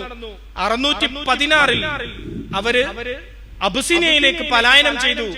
619 അവിടുന്ന് തിരിച്ച് മദീനയിലേക്ക് തന്നെ വരികയും ചെയ്തു. 619 തന്നെയാണ് അബ്ദുള്ള എന്ന് പറയുന്ന ഒരു കുട്ടി അവർക്ക് ജനിക്കുകയും ചെയ്യുന്നത്. ഉസ്മാൻ ബിൻ അഫ്ഫാൻ റളിയല്ലാഹു അൻഹു മദീനയിൽ വന്നതിന് ശേഷം അദ്ദേഹത്തിന്റെ ജീവചരിത്രം എന്ന് പറഞ്ഞാൽ ചരിത്ര ഗ്രന്ഥത്തിൽ ആയിരക്കണക്കിന് പേജുകളിൽ എഴുതപ്പെട്ട് കിടക്കുന്ന ചരിത്രമാണ്. അദ്ദേഹത്തിന്റെ ജീവിതത്തിന്റെ വശങ്ങളെ കുറിച്ച് വളരെ വിശദമായി പ്രതിപാദിച്ചിട്ടുണ്ട്. അദ്ദേഹം അങ്ങനെ മദീനയിലേക്ക് ഹിജറ വന്ന് മദീനയിൽ എത്തിയതിനു ശേഷം അബൂ ത്വൽഹ എന്ന് പറയുന്ന വളരെ പ്രശസ്തനായ അബൂ ത്വൽഹ റളിയല്ലാഹു അൻഹു അല്ല, മറ്റൊരു അബൂ ത്വൽഹ റളിയല്ലാഹു അൻഹു ആണ് അദ്ദേഹത്തിന്റെ സഹോദരനായി ലഭിക്കുന്നത്. പക്ഷെ ഉസ്മാൻ റളിയല്ലാഹു അൻഹു അവിടെ വന്നതിന് ശേഷം അദ്ദേഹം എന്ത് ചെയ്തു? കച്ചവടമൊക്കെ ആരംഭിച്ച് അദ്ദേഹത്തിന്റെ ജീവിതത്തെ അങ്ങനെ കരുപ്പിടിപ്പിച്ചെടുത്തു. പലായനം എന്നത് അദ്ദേഹത്തെ സംബന്ധിച്ചിടത്തോളം നമ്മൾ ആലോചിക്കണം, വളരെ ആഡംബരപൂർണമായി ജീവിക്കാൻ എല്ലാ സാമൂഹിക സാഹചര്യങ്ങളും ഉള്ളൊരു വ്യക്തിയാണ് അദ്ദേഹം. 3 കോടി ദിർഹം അനന്തരമായി പിതാവിൽ നിന്ന് സ്വത്ത് ലഭിച്ച വ്യക്തിയാണ്. ഖുറൈശികളിലെ ഏറ്റവും പ്രശസ്തനായ കച്ചവടക്കാരിൽ ഒരാളാണ്. അദ്ദേഹത്തിന് ഹിജറ എന്ന് പറയുമ്പോ അതുണ്ടാക്കുന്ന ഒരുപാട് പ്രതിസന്ധികളുണ്ട്. ഇതിൽ നിന്നൊക്കെ മാറി നിൽക്കേണ്ടി വരും. ആ മാറി നിൽക്കലിനെ അള്ളാഹുവിന്റെ മാർഗത്തിലുള്ള ഒരു കർമ്മമായി, സേവനമായി കണ്ട് 2 ഹിജറകളിലും അദ്ദേഹം പങ്കെടുത്തു എന്നുള്ളതാണ്. പ്രത്യേകിച്ച് അബസീനിയയിലേക്കുള്ള യാത്രയിൽ അദ്ദേഹം നേരത്തെ അവിടെ പലതവണ കച്ചവടത്തിന് പോയിരുന്ന ഒരാളെന്ന രീതിയിൽ ഇസ്ലാമിക സമൂഹത്തിന് വളരെയേറെ ആശ്വാസമായിരുന്നു അദ്ദേഹത്തിന്റെ കൂടെയുള്ള യാത്ര. അവിടെ ചെന്ന് അവിടെയുള്ള നജ്ജാശി ആ രാജാവുമായൊക്കെ, അവിടെയുള്ള അദ്ദേഹത്തിന് പരിചയമുള്ള ആളുകളുമായൊക്കെ ഒരു ബന്ധമുണ്ടാക്കി കൊടുക്കാൻ അദ്ദേഹത്തിന് അതിലൂടെ സാധിച്ചു എന്നുള്ളതാണ്. അപ്പോ പലായനം ചെയ്യുക എന്ന വളരെ ത്യാഗപൂർണമായ ഒരു കർമ്മം നിർവഹിക്കാൻ അദ്ദേഹത്തിന്റെ സമ്പന്നതയോ ആഢ്യത്വമോ അദ്ദേഹത്തിന് ഒരു പ്രശ്നമായിരുന്നില്ല. അദ്ദേഹം അള്ളാഹുവിന്റെ മാർഗത്തിൽ ലളിതമായി ലാളിത്യത്തോടുകൂടി തന്നെ നിലകൊള്ളണം എന്ന രീതിയിലാണ് അദ്ദേഹം കാര്യങ്ങളെ മുന്നോട്ട് കൊണ്ടുപോയത് എന്നാണ് നമുക്ക് ചരിത്രത്തിൽ കാണാൻ സാധിക്കുന്നത്. അങ്ങനെ അദ്ദേഹം മദീനയിലെത്തിയപ്പോൾ അവിടെ വെള്ളം ഒരു വലിയ പ്രശ്നമായിരുന്നു. മുഹാജിറുകളായ ആളുകൾക്ക് ഉപയോഗിക്കാൻ വെള്ളമുള്ള ഒരു കിണറുണ്ടായിരുന്നത് ഒരു ജൂതന്റെ കൈവശമായിരുന്നു. ജൂതനാണ് അതിന്റെ ഉടമ. ആ കിണറിന്റെ പേര് ബിഅ്റു റൂമാന. ആ കിണറിൽ നിന്ന് വെള്ളം എടുക്കുന്നതിന് ആ ജൂതനായ മനുഷ്യൻ പണം ഏർപ്പെടുത്തിയിട്ടുണ്ടായിരുന്നു. വലിയ കൊള്ള, വലിയൊരു സംഖ്യ കൊടുത്തുകൊണ്ട് വേണം കുടിക്കാൻ ആവശ്യത്തിനുള്ള വെള്ളം എടുക്കാൻ.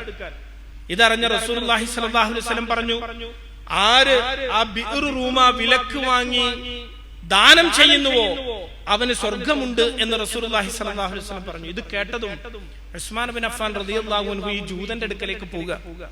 ചെന്നിട്ട് അയാളോട് അതിന്റെ വിലക്ക് ചോദിച്ചു, എത്രയാണ് ഇതിന്റെ വില? അപ്പൊ ജൂതൻ അതിന് 40,000 ദിർഹമാണ് വില പറഞ്ഞത്. ഉസ്മാൻ ബിൻ അഫ്ഫാൻ റളിയല്ലാഹു അൻഹു ഒരു നല്ല കച്ചവടക്കാരനാണ്.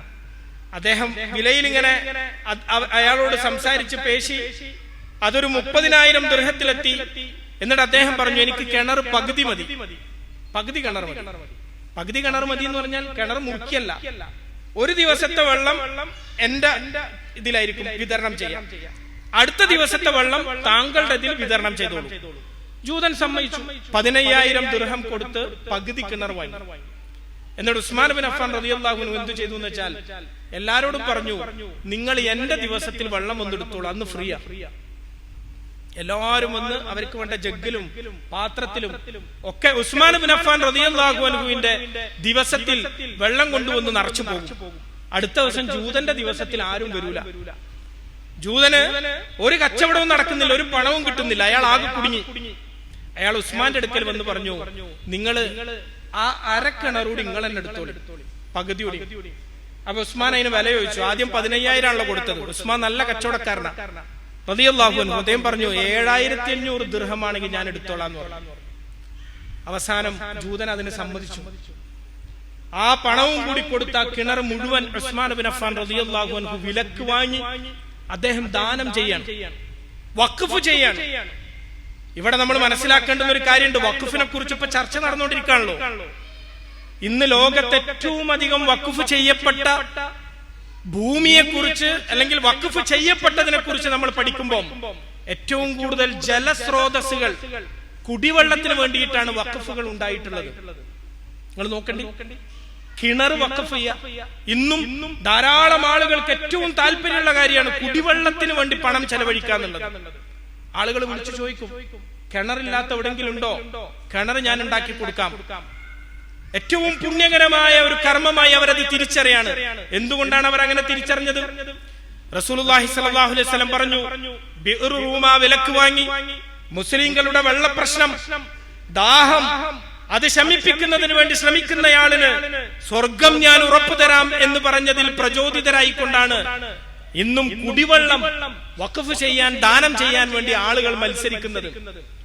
ഈ മത്സരത്തിന്റെ തുടക്കക്കാരൻ എന്ന രീതിയിൽ ഇന്ന് കാണുന്ന മുഴുവൻ സൽക്കർമ്മത്തിന്റെയും കുടിവെള്ളത്തിന് വേണ്ടി നടക്കുന്ന വഖഫുകളുടെയും പുണ്യത്തിന്റെ ഒരു അംശം ചെന്ന് ചേരുക ഉസ്മാൻ ബിൻ അഫ്ഫാൻ റളിയല്ലാഹു അൻഹുവിലായിരിക്കും.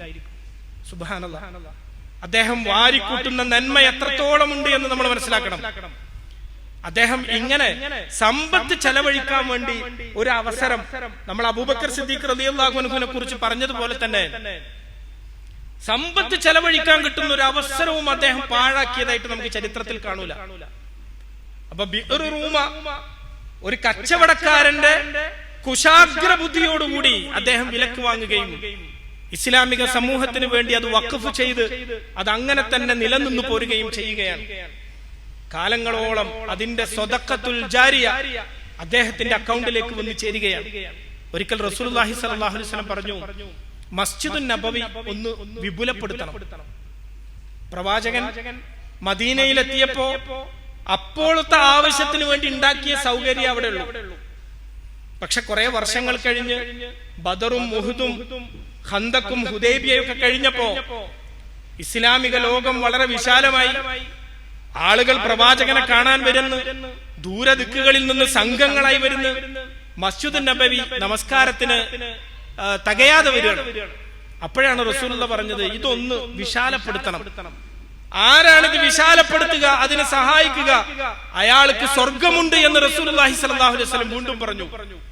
അതാ ഓടി വരുന്നു ഉസ്മാൻ ബിൻ അഫ്ഫാൻ റളിയല്ലാഹു അൻഹു. 25,000 ദീനാറും കൊണ്ടാ വരുന്നത്. അതിന്റെ ചുറ്റുള്ള സ്ഥലമൊക്കെ അദ്ദേഹം വാങ്ങിയിട്ട് വഖഫ് ചെയ്തു. ഇന്നും നിങ്ങൾ ആലോചിച്ച് നോക്കൂ, നമ്മൾ എത്ര ആളുകൾ ഉംറ നിർവഹിക്കാൻ പോകുമ്പോ മദീനത്ത് പോകുന്നു, ആ വിശാലമായ പള്ളിയുടെ ചെരുവിലൊക്കെ ഇരുന്ന് നമസ്കരിച്ച് ആരാധനാ കർമ്മങ്ങൾ നിർവഹിച്ച് റസൂലിന്റെ റൗള സന്ദർശിച്ച് നമ്മൾ അങ്ങനെ തിരിച്ചു പോരുകയാണ്. ആ പള്ളി വിശാലപ്പെടുത്തിയതിന്റെ ആദ്യത്തെ വഖഫ് ഉസ്മാൻ ബിൻ അഫ്ഫാൻ റളിയല്ലാഹു അൻഹുവിൽ നിന്നാണ് അദ്ദേഹം കൊണ്ടുകൊടുക്കുന്നത്. പ്രവാചകരെ, ഇതാ എനിക്ക് വേണം ആ സ്വർഗം. ഇത് മസ്ജിദുൽ ഹറാം, മക്കയിലെ പള്ളി, കഅബയോട് ചേർന്ന് നിൽക്കുന്ന പള്ളി വിശാലമാക്കാൻ വേണ്ടി തീരുമാനിച്ചപ്പോഴും ഉണ്ട്. റസൂല് മക്ക ഫത്ഹിന് ശേഷം അവിടെയും ഒന്ന് വിശാലപ്പെടുത്താൻ വേണ്ടി തീരുമാനിച്ചു. ഉസ്മാൻ ബിൻ അഫ്ഫാൻ റളിയല്ലാഹു അൻഹു 10,000 ദിർഹം കൊണ്ടാ വന്നത്. എന്നിട്ട് അതിന്റെ തൊട്ടടുത്തുള്ള വീട് വിലക്ക് വാങ്ങിയിട്ട് അത് ഇസ്ലാമിലേക്ക് കൊടുക്കുകയാണ്. ആ സ്ഥലം ഇങ്ങനെ തുടങ്ങി. വഖഫിനെ കുറിച്ച് പറയുമ്പോൾ പ്രത്യേകിച്ച് ഈ രണ്ട് കാര്യങ്ങളും, മസ്ജിദുൽ ഹറമും മസ്ജിദുൽ നബവിയും ഇസ്ലാമിക സമൂഹത്തിന്റെ ജീവിതത്തോട് എത്രമാത്രം ചേർന്ന് നിൽക്കുന്നു. പുണ്യകരമായ ഉംറ നിർവഹിക്കാൻ പോകുമ്പോൾ തവാഫും സഹയും കഴിഞ്ഞ് നമ്മളൊക്കെ നമസ്കരിക്കാൻ വേണ്ടി ചെന്ന് നിൽക്കുന്ന ഇടം, ഇന്ന് വെള്ളിയാഴ്ചയിൽ ഒരു ജുമുഅക്ക് അവിടെ പങ്കെടുക്കണമെങ്കിൽ 10 മണിക്ക് നമ്മൾ നമ്മുടെ റൂമിൽ നിന്ന് ഇറങ്ങും. എന്നാലേ പള്ളിക്കകത്ത് സ്ഥലം കിട്ടുള്ളൂ. 25 ലക്ഷം ആളുകൾക്ക് നമസ്കരിക്കാവുന്ന പള്ളിയാണ് മസ്ജിദുൽ ഹറം. 25 ലക്ഷം. അത് പിന്നീട് ഇങ്ങനെ വികസിപ്പിച്ച് പോന്നതാണ്. അതിനെ വികസിപ്പിക്കാൻ തീരുമാനിച്ചതിൽ ആദ്യ പങ്ക് കൊണ്ടുകൊടുക്കാണ് അമീറുൽ മുഅ്മിനീൻ ഉസ്മാൻ ബിൻ അഫ്ഫാൻ റളിയല്ലാഹു അൻഹു. അതാണ് അദ്ദേഹത്തിന്റെ ജീവിതം. നഷ്ടപ്പെടുത്തല്ല ഒന്നും. മസ്ജിദുൻ നബവിയും വെള്ളത്തെക്കുറിച്ച് പറഞ്ഞല്ലോ. എവിടെയൊക്കെ വെള്ളം എന്നത്, കിണറെന്നത് വഖഫായി ലോകത്ത് നടക്കുന്നുണ്ടോ, അതിന്റെയൊക്കെ ഒരു അംശം തന്റെ അക്കൗണ്ടിലേക്ക് ഇത്രയും കാലം നേടിക്കൊണ്ടിരിക്കുന്ന ഒരു മഹാഭാഗ്യവാനാണ് മനുഷ്യൻ. ഉസ്മാൻ ബിൻ അഫ്ഫാൻ റളിയല്ലാഹു അൻഹു തബൂക്ക് യുദ്ധത്തെക്കുറിച്ച് അബൂബക്കർ സിദ്ദീഖ് റളിയല്ലാഹു അൻഹുവിന്റെ ചരിത്രം പരാമർശിക്കുമ്പോൾ നമ്മൾ പറഞ്ഞു, ജയ്ഷുൽ ഉസ്ര, പ്രയാസകാലത്തെ സൈന്യം എന്നാണ് പ്രവാചകൻ തന്നെ അതിനെ വിശേഷിപ്പിച്ചത്. കഠിനമായ ചൂട്, പർവ്വതം പോലും ചൂട് കട്ടയായി മാറിയിരുന്ന ഒരു കാലം. പർവ്വതങ്ങൾ പോലും ചുട്ടുപഴുത്തു നിൽക്കുക. മദീനയിൽ നിന്ന് തബൂക്കിലെത്തണം. മദീനയിൽ നിന്ന് തബൂക്കിലേക്ക് എത്തണമെങ്കിൽ ഒരു 2 ആഴ്ച ഒട്ടകപ്പുറത്ത് പോകേണ്ടുന്ന ഒരു ദൂരമെങ്കിലും ഉണ്ടായിരിക്കും. കൃത്യമായ കണക്കല്ല, ഒരു ദൂരം വെച്ച് പറയാം. അന്നത്തെ ഒരു യാത്രാ ദൂരം വെച്ച് ഈ 2 ആഴ്ച ഈ ചുട്ടുപൊള്ളുന്ന വെയിലിൽ മരുഭൂമിയിലൂടെ യാത്ര ചെയ്യണം. റസൂലുള്ളാഹി സ്വല്ലല്ലാഹു അലൈഹി വസല്ലം ചോദിച്ചു, ഈ സൈന്യത്തെ ആരാണ് ഒരുക്കുക? ആര് തബൂക്കിലേക്കുള്ള സൈന്യത്തെ ഒരുക്കും? ഉസ്മാൻ ബിൻ അഫ്ഫാൻ റളിയല്ലാഹു അൻഹു ചാടി എഴുന്നേറ്റ് പറഞ്ഞു, അല്ലാഹുവിന്റെ റസൂലേ, 100 ഒട്ടകങ്ങളെ അതിനെ പൂർണ്ണമായും സജ്ജീകരിച്ച്, ആ ഒട്ടകത്തിന് വേണ്ടത് എന്തൊക്കെയുണ്ടോ അതിന്റെ മേലെയുള്ള തുകലും അതിന്റെ മൂക്കയറും അതിനെ യാത്രക്കനുയോജ്യമായ രീതിയിൽ സജ്ജമാക്കി ഇതാ ഞാൻ തരാം എന്ന് പറഞ്ഞു. റസൂലുള്ളാഹി സ്വല്ലല്ലാഹു അലൈഹി വസല്ലം വീണ്ടും പറഞ്ഞു, ഇനി ആരുണ്ട് ഈ സൈന്യത്തെ ഒരുക്കാൻ? 100 പോരാ. ഉസ്മാൻ ബിൻ അഫ്ഫാൻ റളിയല്ലാഹു അൻഹു വീണ്ടും പറഞ്ഞു, അല്ലാഹുവിന്റെ റസൂലേ, ഞാൻ 100 ഒട്ടകത്തെ കൂടി തരാം. പ്രവാചകൻ വീണ്ടും ചോദിച്ചു, ഇനി ആരുണ്ട് ഒരുക്കാൻ? അങ്ങനെ 940 ഒട്ടകങ്ങളും 60 കുതിരകളും നൽകിക്കൊണ്ട് തബൂക്കിലേക്കുള്ള സൈന്യത്തിന് വേണ്ട മുഴുവൻ വാഹന സൗകര്യവും ഒരുക്കി കൊടുത്തു ഉസ്മാൻ ബിൻ അഫ്ഫാൻ റളിയല്ലാഹു അൻഹു. നിങ്ങൾ ആലോചിച്ചു. അതിനെക്കുറിച്ച് അബ്ദുറഹിമാൻ ബിൻ ഔഫ് റളിയല്ലാഹു അൻഹു പറയുന്നുണ്ട്. അബ്ദുറഹിമാൻ ബിൻ ഔഫ് വലിയ സമ്പന്നനായ സ്വഹാബിയാണല്ലോ റളിയല്ലാഹു അൻഹു. അദ്ദേഹം പറയാ, ഇത് നടക്കുന്ന സമയത്ത് ഞാൻ അവിടെ ഉണ്ട്. റസൂല് ചോദിക്കുന്നു, ഉസ്മാൻ കൊടുത്തുകൊണ്ടിരിക്കുന്നു, ഞാൻ അവിടെ ഉണ്ട്, ഞാൻ സാക്ഷിയാണ്. അങ്ങനെ ഉസ്മാൻ 940 ഒട്ടകങ്ങളെയും 60 കുതിരകളെയും കൊടുത്ത് ഈ സൈന്യത്തെ ഒരു കൂട്ടി റസൂലുള്ളാഹി സ്വല്ലല്ലാഹു അലൈഹി വസല്ലം തബൂക്കിലേക്ക് പുറപ്പെട്ടു.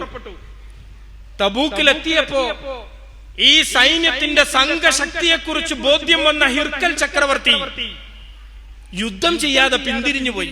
യുദ്ധം നടന്നില്ല. സൈന്യം അതേപോലെ അവിടുന്ന് ഇങ്ങോട്ട് തിരിച്ചു പോന്നു.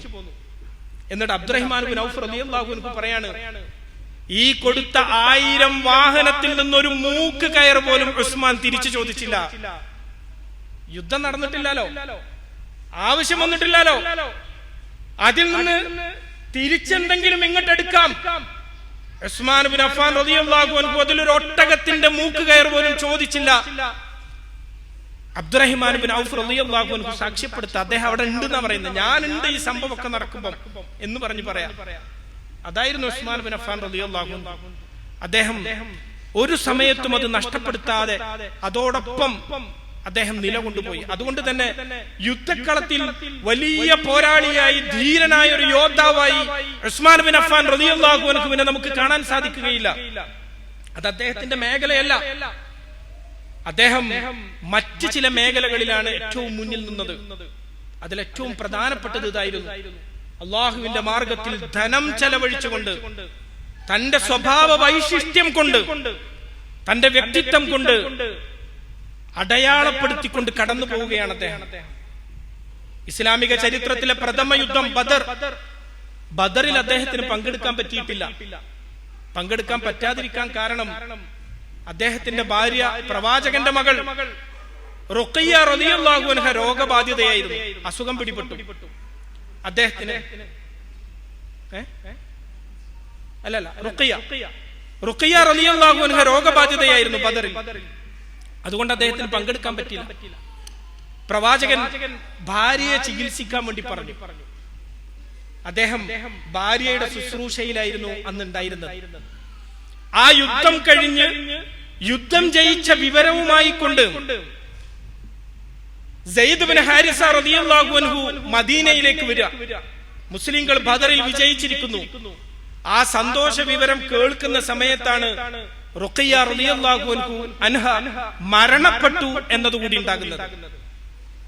ജയിച്ചു എന്ന വിവരം വരുന്നു, റുഖയ്യ റളിയല്ലാഹു അൻഹ മരണപ്പെട്ടു എന്ന വിവരം കൂടി. പ്രവാചകൻ തിരിച്ചു വന്നിട്ടാണ് പിന്നെ വന്ന് നിസ്കരിക്കുന്നത്. സൈന്യം വന്ന് അത് കഴിഞ്ഞ് റസൂല് ഖബറടക്കിയ ആ ഭാഗത്ത് പോയി നിസ്കരിച്ചു എന്ന ചരിത്രത്തിൽ കണ്ടത്.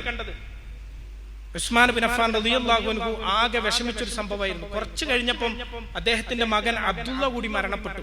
ഒരു രോഗം വന്ന് കണ്ണിലൊക്കെ ആകെ ഇൻഫെക്ഷൻ വന്ന് 6 വയസ്സുള്ള അബ്ദുള്ള, 6 വയസ്സായിരുന്നു അപ്പം, ഭാര്യയും മകനും നഷ്ടപ്പെട്ടു. ഉസ്മാൻ ബിൻ അഫ്ഫാൻ റളിയല്ലാഹു അൻഹു വളരെ മൂകനായി. അദ്ദേഹത്തിന്റെ ശരീരഭാഷയിൽ തന്നെ അത് വ്യക്തമായിരുന്നു. അദ്ദേഹം ആളുകളിൽ നിന്ന് അകന്ന് ഇങ്ങനെ നടക്കുക, സംസാരിക്കുന്നില്ല. പള്ളിയിൽ വന്നാൽ അദ്ദേഹത്തിനൊരു വിഷമം, കണ്ടാൽ തന്നെ അദ്ദേഹത്തിന്റെ മുഖത്ത് ആ ദുഃഖഭാരമുണ്ട്. റസൂലുള്ളാഹി സ്വല്ലല്ലാഹു അലൈഹി വസല്ലം അദ്ദേഹത്തെ വിളിച്ചു, ചേർത്ത് നിർത്തി. എന്താണ് ഉസ്മാൻ, എന്താണ് വിഷമം എന്ന് ചോദിച്ചു. ഉസ്മാൻ ബിൻ അഫ്ഫാൻ റളിയല്ലാഹു അൻഹു പറഞ്ഞു, അല്ലാഹുവിന്റെ റസൂലെ, ഒന്ന് റുഖയ്യ മരണപ്പെട്ടു, എന്റെ ഭാര്യ, അതെന്നാണ് വിഷമം. അതല്ലാത്ത ചില വിഷമം കൂടി എനിക്കുണ്ടെന്ന് പറഞ്ഞു. റസൂൽ ചോദിച്ചു, ഉസ്മാൻ, എന്താണ് അതല്ലാത്ത വിഷമം? ഉസ്മാൻ ബിൻ അഫ്ഫാൻ റളിയല്ലാഹു അൻഹു റസൂലിനോട് പറഞ്ഞു, അല്ലാഹുവിന്റെ ദൂതരെ, റുഖയ്യയുടെ മരണത്തോടുകൂടി ഞാനും നിങ്ങളും തമ്മിലുള്ള ആ ബന്ധം അവിടെ മുറിഞ്ഞു പോയല്ലോ. ഞാനും നിങ്ങളും തമ്മിൽ ഒരു ബന്ധമുണ്ടല്ലോ, ആ കണ്ണി കൂടി, റുഖയ്യയും മരിച്ചു, എന്റെ മകനും മരിച്ചു, ആ കണ്ണി അറ്റുപോയല്ലോ എന്ന് പറഞ്ഞു. അപ്പോഴാണ് റസൂലുള്ളാഹി സ്വല്ലല്ലാഹു അലൈഹി വസല്ലം തന്റെ രണ്ടാമത്തെ പുത്രി, വയസ്സ് നോക്കുകയാണെങ്കിൽ 3ാമത്തെയാണ്, ഉമ്മു കുൽസൂമിനെ ഉസ്മാൻ ബിൻ അഫ്ഫാൻ റളിയല്ലാഹു അൻഹു വിവാഹം ചെയ്തു കൊടുക്കുന്നത്. ഉമ്മു കുൽസൂം റളിയല്ലാഹു അൻഹയും അബൂലഹബിന്റെ മകൻ ഉത്തൈബയുടെ ഭാര്യയായിരുന്നു. ഒരാൾ റുഖയ്യ ഉത്തുബയുടെ ഭാര്യയായിരുന്നു, ഉമ്മു കുൽസൂം ഉത്തൈബയുടെ ഭാര്യയായിരുന്നു. രണ്ടാളും മക്കൾ ഇസ്ലാം സ്വീകരിച്ചതിന്റെ പേരിലും പ്രവാചകന്റെ മക്കൾ ഇസ്ലാം സ്വീകരിച്ചതിന്റെ പേരിലും റസൂലുള്ളാഹി അവരുടെ വിഗ്രഹങ്ങൾക്കെതിരെ സംസാരിച്ചതിന്റെ പേരിലും ഭാര്യമാരെ മാറ്റി നിർത്തിയതായിരുന്നു. റസൂലുള്ളാഹി സ്വല്ലല്ലാഹു അലൈഹി വസല്ലം തന്റെ മകൾ ഉമ്മു കുൽസൂമിനെ അതേ മഹർ, റുഖയ്യക്ക് കൊടുത്ത അതേ മഹർ തന്നെ നിലനിർത്തിക്കൊണ്ട് വിവാഹം ചെയ്തു കൊടുക്കാൻ ഉസ്മാൻ ബിൻ അഫ്ഫാൻ റളിയല്ലാഹു അൻഹുവിന് സന്തോഷമായി. പിന്നെ AD 630 ഉമ്മു കുൽസൂം റളിയല്ലാഹു അൻഹ മരണപ്പെടുന്നത്. ഉസ്മാൻ അതേമാതിരി വീണ്ടും സങ്കടത്തിലായി. റസൂലുള്ളാഹി സ്വല്ലല്ലാഹു അലൈഹി വസല്ലം അപ്പൊ പറയുന്നുണ്ട്, എനിക്ക് ഇനിയും പെൺകുട്ടികൾ കല്യാണത്തിനായി ഉണ്ടെങ്കിൽ, ഒരു വിശദീകരണത്തിൽ വരുന്നത് 40 പെൺകുട്ടികൾ ഉണ്ടെങ്കിൽ ഒന്നിനു പിറകെ ഒന്നായി ഞാൻ എല്ലാവരെയും ഉസ്മാൻ കല്യാണം കഴിച്ചു കൊടുക്കുമായിരുന്നു. വേറൊന്നിൽ പറഞ്ഞത് 10 പെൺകുട്ടികൾ. എനിക്ക് 10 പെൺകുട്ടികൾ ഉണ്ടെങ്കിൽ ആ 10 പെൺകുട്ടികളെയും ഒന്നിനു പിറകെ ഒന്നായി ഞാൻ ഉസ്മാന് തന്നെ കല്യാണം കഴിച്ചു കൊടുക്കുമായിരുന്നു എന്ന് റസൂലുള്ളാഹി സ്വല്ലല്ലാഹു അലൈഹി വസല്ലം അദ്ദേഹത്തെ അത്രമാത്രം മനസ്സിലാക്കുകയും അദ്ദേഹത്തെ ഇഷ്ടപ്പെടുകയും ചെയ്തിട്ടുണ്ട് എന്നാണ് ഇതിൽ നിന്നൊക്കെ മനസ്സിലാകുന്നത്. അപ്പൊ അദ്ദേഹത്തിന്റെ ജീവിതം എന്ന് പറഞ്ഞാൽ അങ്ങനെയായി, എളിമയും താഴ്മയും വളരെ സിമ്പിൾ ആയിക്കൊണ്ട് കാര്യങ്ങളെ മുന്നിൽ കണ്ടുകൊണ്ടാണ് അദ്ദേഹം മുന്നോട്ട് പോയത്. വിശുദ്ധ ഖുർആൻ ഉസ്മാൻ ബിൻ അഫ്ഫാൻ റളിയല്ലാഹു അൻഹുവുമായി ബന്ധപ്പെട്ട ഒരു സംഭവം പരാമർശിക്കുന്നുണ്ട്. അത് ബൈഅത്തുർ റിദ്വാനാണ്. ബൈഅത്തുർ റിദ്വാൻ എന്ന് പറഞ്ഞാൽ ഹിജ്റ 6-ാം വർഷത്തിലാണ് ആ സംഭവം നടക്കുന്നത്. ഹുദൈബിയ സന്ധി എന്ന് നമ്മൾ കേട്ടിട്ടുണ്ട്. പ്രവാചകൻ തിരുമേനി സല്ലല്ലാഹു അലൈഹി വസല്ലമയും അനുചരന്മാരും ഉംറ നിർവഹിക്കുന്നതിന് വേണ്ടി മക്കയിലേക്ക് വന്നു. അവരവിടെ നിന്ന് നാട് വിട്ടു പോന്നിട്ട് 6 വർഷമായി. ഒരു സ്വപ്നം കണ്ടതിന്റെ അടിസ്ഥാനത്തിൽ 1400 സ്വഹാബിമാരെയും കൊണ്ടാണ് പ്രവാചകൻ വന്നത്. എന്നാൽ ഖുറൈശികൾ അവരെ ഹുദൈബിയയിൽ വെച്ച് തടഞ്ഞു. മക്കയിലേക്ക് കടക്കാൻ പാടില്ല എന്ന് പറഞ്ഞു. ബലിയർക്കേണ്ട മൃഗങ്ങളെയും കൊണ്ട് ഇഹ്റാമിന്റെ വസ്ത്രം ധരിച്ച് പൂർണ്ണമായും ആയുധങ്ങൾ ഒഴിവാക്കി ഒരു യുദ്ധമോ ഒരു പ്രശ്നമോ ഉണ്ടാകരുത് എന്ന രൂപത്തിൽ തന്നെയാണ് അവർ വന്നത്. സാധാരണ അറബികൾ കൊണ്ടു നടക്കുന്ന അവരുടെ ആയുധമല്ലാതെ മറ്റ് പ്രത്യേകിച്ച് ഒന്നും ഉണ്ടായിരുന്നില്ല. പക്ഷെ ഖുറൈശികൾ സമ്മതിച്ചില്ല, തടുത്തു, വരരുത് എന്ന് പറഞ്ഞു. അവസാനം അവരുമായി സംസാരിക്കാൻ വേണ്ടി തീരുമാനിച്ചു. പ്രവാചകൻ തിരുമേനി സല്ലല്ലാഹു അലൈഹി വസല്ലം ആദ്യം ഒരു ദൂതനെ പറഞ്ഞയച്ചു. അയാൾ അവർ കൊല്ലാൻ വേണ്ടി ശ്രമിച്ചു. അദ്ദേഹം രക്ഷപ്പെട്ടു വന്നു. അവരിങ്ങോട്ട് ആക്രമിക്കാൻ വേണ്ടിയുള്ള ഒരു ശ്രമം നടത്തി. ഇങ്ങനൊക്കെ നിൽക്കുന്ന ഒരു സന്ദർഭമാണ്. റസൂലുള്ളാഹി സ്വല്ലല്ലാഹു അലൈഹി വസല്ലം ഉമർ ബിൻ ഖത്താബ് റളിയല്ലാഹു അൻഹുവിനോട് പറഞ്ഞു, താങ്കളൊന്ന് പോകണം സംസാരിക്കാൻ. അപ്പൊ ഉമർ ചോദിച്ചു, അള്ളാഹുവിന്റെ റസൂലെ, ഞാൻ പോകാണോ നല്ലത്, ഉസ്മാൻ ബിൻ അഫ്ഫാൻ പോകാണോ നല്ലത്? അപ്പൊ റസൂൽ ചോദിച്ചാൽ എന്താ കാര്യം? റസൂലെ, ഉസ്മാൻ ബിൻ അഫ്ഫാൻ റളിയല്ലാഹു അൻഹു ബനു ഉമയ്യ ഗോത്രത്തിൽപ്പെട്ട ആളാണ്. എന്റെ കുടുംബത്തെക്കാൾ ഏറ്റവും ശക്തിയുള്ള കുടുംബമാണ് അവര്. ആ കുടുംബം ഇപ്പോഴും അവിടെ ഉണ്ട്. അതിശക്തന്മാരായ ആളുകൾ അവിടെ ഉണ്ട്. അബൂ സുഫിയാൻ അവിടെ ഉണ്ട്, ആ കുടുംബത്തിൽപ്പെട്ട ആളാണ്. ഉസ്മാൻ ഒരു പ്രശ്നം ഉണ്ടായാൽ ആ കുടുംബം ഉസ്മാനെ സംരക്ഷിച്ചോളൂ. അതുകൊണ്ട് അദ്ദേഹം പോകാണ് നല്ലത് എന്ന് പറഞ്ഞു. റസൂലിന് അതും നല്ലതായി തോന്നി. ഉസ്മാൻ ബിൻ അഫ്ഫാൻ റളിയല്ലാഹു അൻഹുവിനെ സംസാരിക്കുന്നതിന് വേണ്ടി പറഞ്ഞയച്ചു. അദ്ദേഹം ചെന്ന് ഖുറൈശി പ്രമുഖരെ കണ്ടു, സംസാരിച്ചു. അവര് പറഞ്ഞു, ഉസ്മാൻ, നിങ്ങൾ വേണമെങ്കിൽ തവാഫ് ചെയ്തു പോയിക്കോളി, നിങ്ങളെ അല്ലാത്ത ഒരാളെയും ഇവിടേക്ക് കടത്തൂല എന്ന് പറഞ്ഞു. ഉസ്മാൻ ബിൻ അഫ്ഫാൻ റളിയല്ലാഹു അൻഹു പറഞ്ഞു, ഇല്ല, അള്ളാഹുവിന്റെ റസൂൽ തവാഫ് ചെയ്യാതെ ഞാൻ തവാഫ് ചെയ്യൂല. റസൂൽ തവാഫ് ചെയ്യുക, അതാണ് വേണ്ടത് എന്ന് പറഞ്ഞു. അതിനവര് സമ്മതിച്ചില്ല. സംസാരം കുറെ നീണ്ടു നിന്നു. അതിനിടയിൽ ഒരു കിംവദന്തി, ഒരു കള്ളപ്രചാരണം ഉണ്ടായി. ഉസ്മാൻ കൊല ചെയ്യപ്പെട്ടു, ഉസ്മാനെ അവർ കൊന്നുകളഞ്ഞു എന്ന് ഒരു വിവരം ഉണ്ടായി. ഈ സമയത്ത് റസൂലുള്ളാഹി സ്വല്ലല്ലാഹു അലൈഹി വസല്ലം അവിടെ ഉണ്ടായിരുന്ന ഒരു മരത്തിന്റെ ചുവട്ടിൽ വെച്ച് ഒരു പ്രതിജ്ഞ എടുത്തു. ഇതാണ് ഇസ്ലാമിക ചരിത്രത്തിൽ ബൈഅത്തുർ റിദ്വാൻ എന്നറിയപ്പെടുന്നത്. വിശുദ്ധ ഖുർആനിലെ 48-ാം അധ്യായം സൂറ ഫത്ഹിലെ 18-ാമത്തെ ആയത്തിൽ അല്ലാഹു ഈ വിഷയത്തെ കുറിച്ച് പറയുന്നുണ്ട്. ലഖദ് റളിയല്ലാഹു അനിൽ മുഅ്മിനീൻ ഇദ് യുബായിഊനക തഹ്ത അശ്ശജറ ഫഅലിമ മാ ഫി ഖുലൂബിഹിം ഫഅൻസല അസ്സകീനത അലൈഹിം വഅസാബഹും ഫത്ഹൻ ഖരീബ എന്നാണ് ഖുർആൻ പറഞ്ഞത്. ലഖദ് റളിയല്ലാഹു അനിൽ മുഅ്മിനീന ഇദ് യുബായിഊനക തഹ്ത അശ്ശജറ, ആ മരത്തിന്റെ ചുവട്ടിൽ വെച്ച് കരാറിലേർപ്പെട്ട പ്രവാചകരെ, നിങ്ങളോട് കരാറിലേർപ്പെട്ട ആളുകൾ, വിശ്വാസികൾ, അവരെ കുറിച്ച് അള്ളാഹു തൃപ്തിപ്പെട്ടിരിക്കുന്നു എന്ന് പറഞ്ഞ് വിശുദ്ധ ഖുർആനിൽ ആയത്തിറങ്ങി. ഈ 1400 ആളുകളിൽ ഒരു കപട വിശ്വാസി ഒഴികെ ബാക്കി മുഴുവൻ ആളുകളും ആ പ്രതിജ്ഞ എടുത്തു എന്നാ പറയുന്നത്. റസൂലുള്ളാഹി സ്വല്ലല്ലാഹു അലൈഹി വസല്ലം തന്റെ ഒരു കൈ മറ്റേ കൈയിൽ വെച്ചിട്ട് അദ്ദേഹവും പ്രതിജ്ഞ എടുത്തിട്ട് പറഞ്ഞു, ഇത് ഉസ്മാന് വേണ്ടിയാണ്. റസൂൽ ആദ്യം പ്രതിജ്ഞ എടുത്തു, പിന്നെ ഇങ്ങനെയും പ്രതിജ്ഞ എടുത്തു. എന്നിട്ട് പറഞ്ഞു, ഇതാ ഉസ്മാന് വേണ്ടിയും ഞാനിതാ പ്രതിജ്ഞ എടുത്തിരിക്കുന്നു. എന്താ പ്രതിജ്ഞ? ഉസ്മാനെ കൊന്നുകളഞ്ഞ ഖുറൈശികളോട് ശക്തമായി പോരടിക്കും, അവരെ പാഠം പഠിപ്പിക്കും എന്നാണ് പ്രതിജ്ഞ. അങ്ങനെ ഈ പ്രതിജ്ഞയൊക്കെ എടുത്തു നിൽക്കുമ്പോഴാണ് ഉസ്മാൻ ബിൻ അഫ്ഫാൻ റളിയല്ലാഹു അൻഹു തിരിച്ചു വരുന്നത്. അദ്ദേഹത്തിന് അപകടമൊന്നും പറ്റിയിട്ടുണ്ടായിരുന്നില്ല. പിന്നെയാണ് സുഹൈൽ ബിൻ അംറിനോട് ഇരുന്ന് ചർച്ച ചെയ്ത് ഹുദൈബിയ സന്ധിയിലേക്ക് പ്രവാചകൻ പോകുന്നത്. ആ കരാറിന്റെ നിയമങ്ങളൊക്കെ അവരുണ്ടാക്കുന്നത്. അപ്പൊ വിശുദ്ധ ഖുർആൻ ഉസ്മാൻ ബിൻ അഫ്ഫാൻ റളിയല്ലാഹു അൻഹുവിന്റെ ചരിത്രത്തിലെ വളരെ പ്രധാനപ്പെട്ട ഒരു സംഭവം ഒരു വചനമായി കൊണ്ട് ഖുർആനിലൂടെ പറയുന്നുണ്ട്. ബൈഅത്തു റിദ്വാൻ. ഉസ്മാൻ ബിൻ അഫ്ഫാൻ റളിയല്ലാഹു അൻഹുവിന്റെ ജീവിതത്തിന്റെ അവസാന കാലം അദ്ദേഹം കൊല ചെയ്യപ്പെട്ടു എന്ന് ഞാൻ നേരത്തെ പറഞ്ഞല്ലോ. അദ്ദേഹത്തിന്റെ കൊലപാതകത്തിന്റെ സമയത്ത് ഇസ്ലാമിക സമൂഹം സ്വീകരിക്കേണ്ടുന്ന ചില നിർദ്ദേശം ഈ ആയത്തിൽ ഉണ്ടോ എന്ന് നമ്മൾ ചരിത്രം പഠിക്കുമ്പോൾ നമുക്ക് തോന്നിപ്പോകും. അങ്ങനെ പറയാനുള്ള കാരണം ഉസ്മാൻ ബിൻ അഫ്ഫാൻ റളിയല്ലാഹു അൻഹു കൊല ചെയ്യപ്പെട്ടു എന്ന വാർത്ത കേട്ടപ്പോഴാണ് അതിന് പ്രതികാരം ചെയ്യാൻ പ്രവാചകനും അനുയായികളും പ്രതിജ്ഞ എടുത്തത്. ഏതായിരുന്നാലും അള്ളാഹുവും അവന്റെ പ്രവാചകനും തൃപ്തിപ്പെട്ട ധന്യമായ ഒരു ഇസ്ലാമിക ജീവിതം നയിച്ച ഒരു മഹാ വ്യക്തിത്വമായിരുന്നു ഉസ്മാൻ ബിൻ അഫ്ഫാൻ റളിയല്ലാഹു അൻഹു.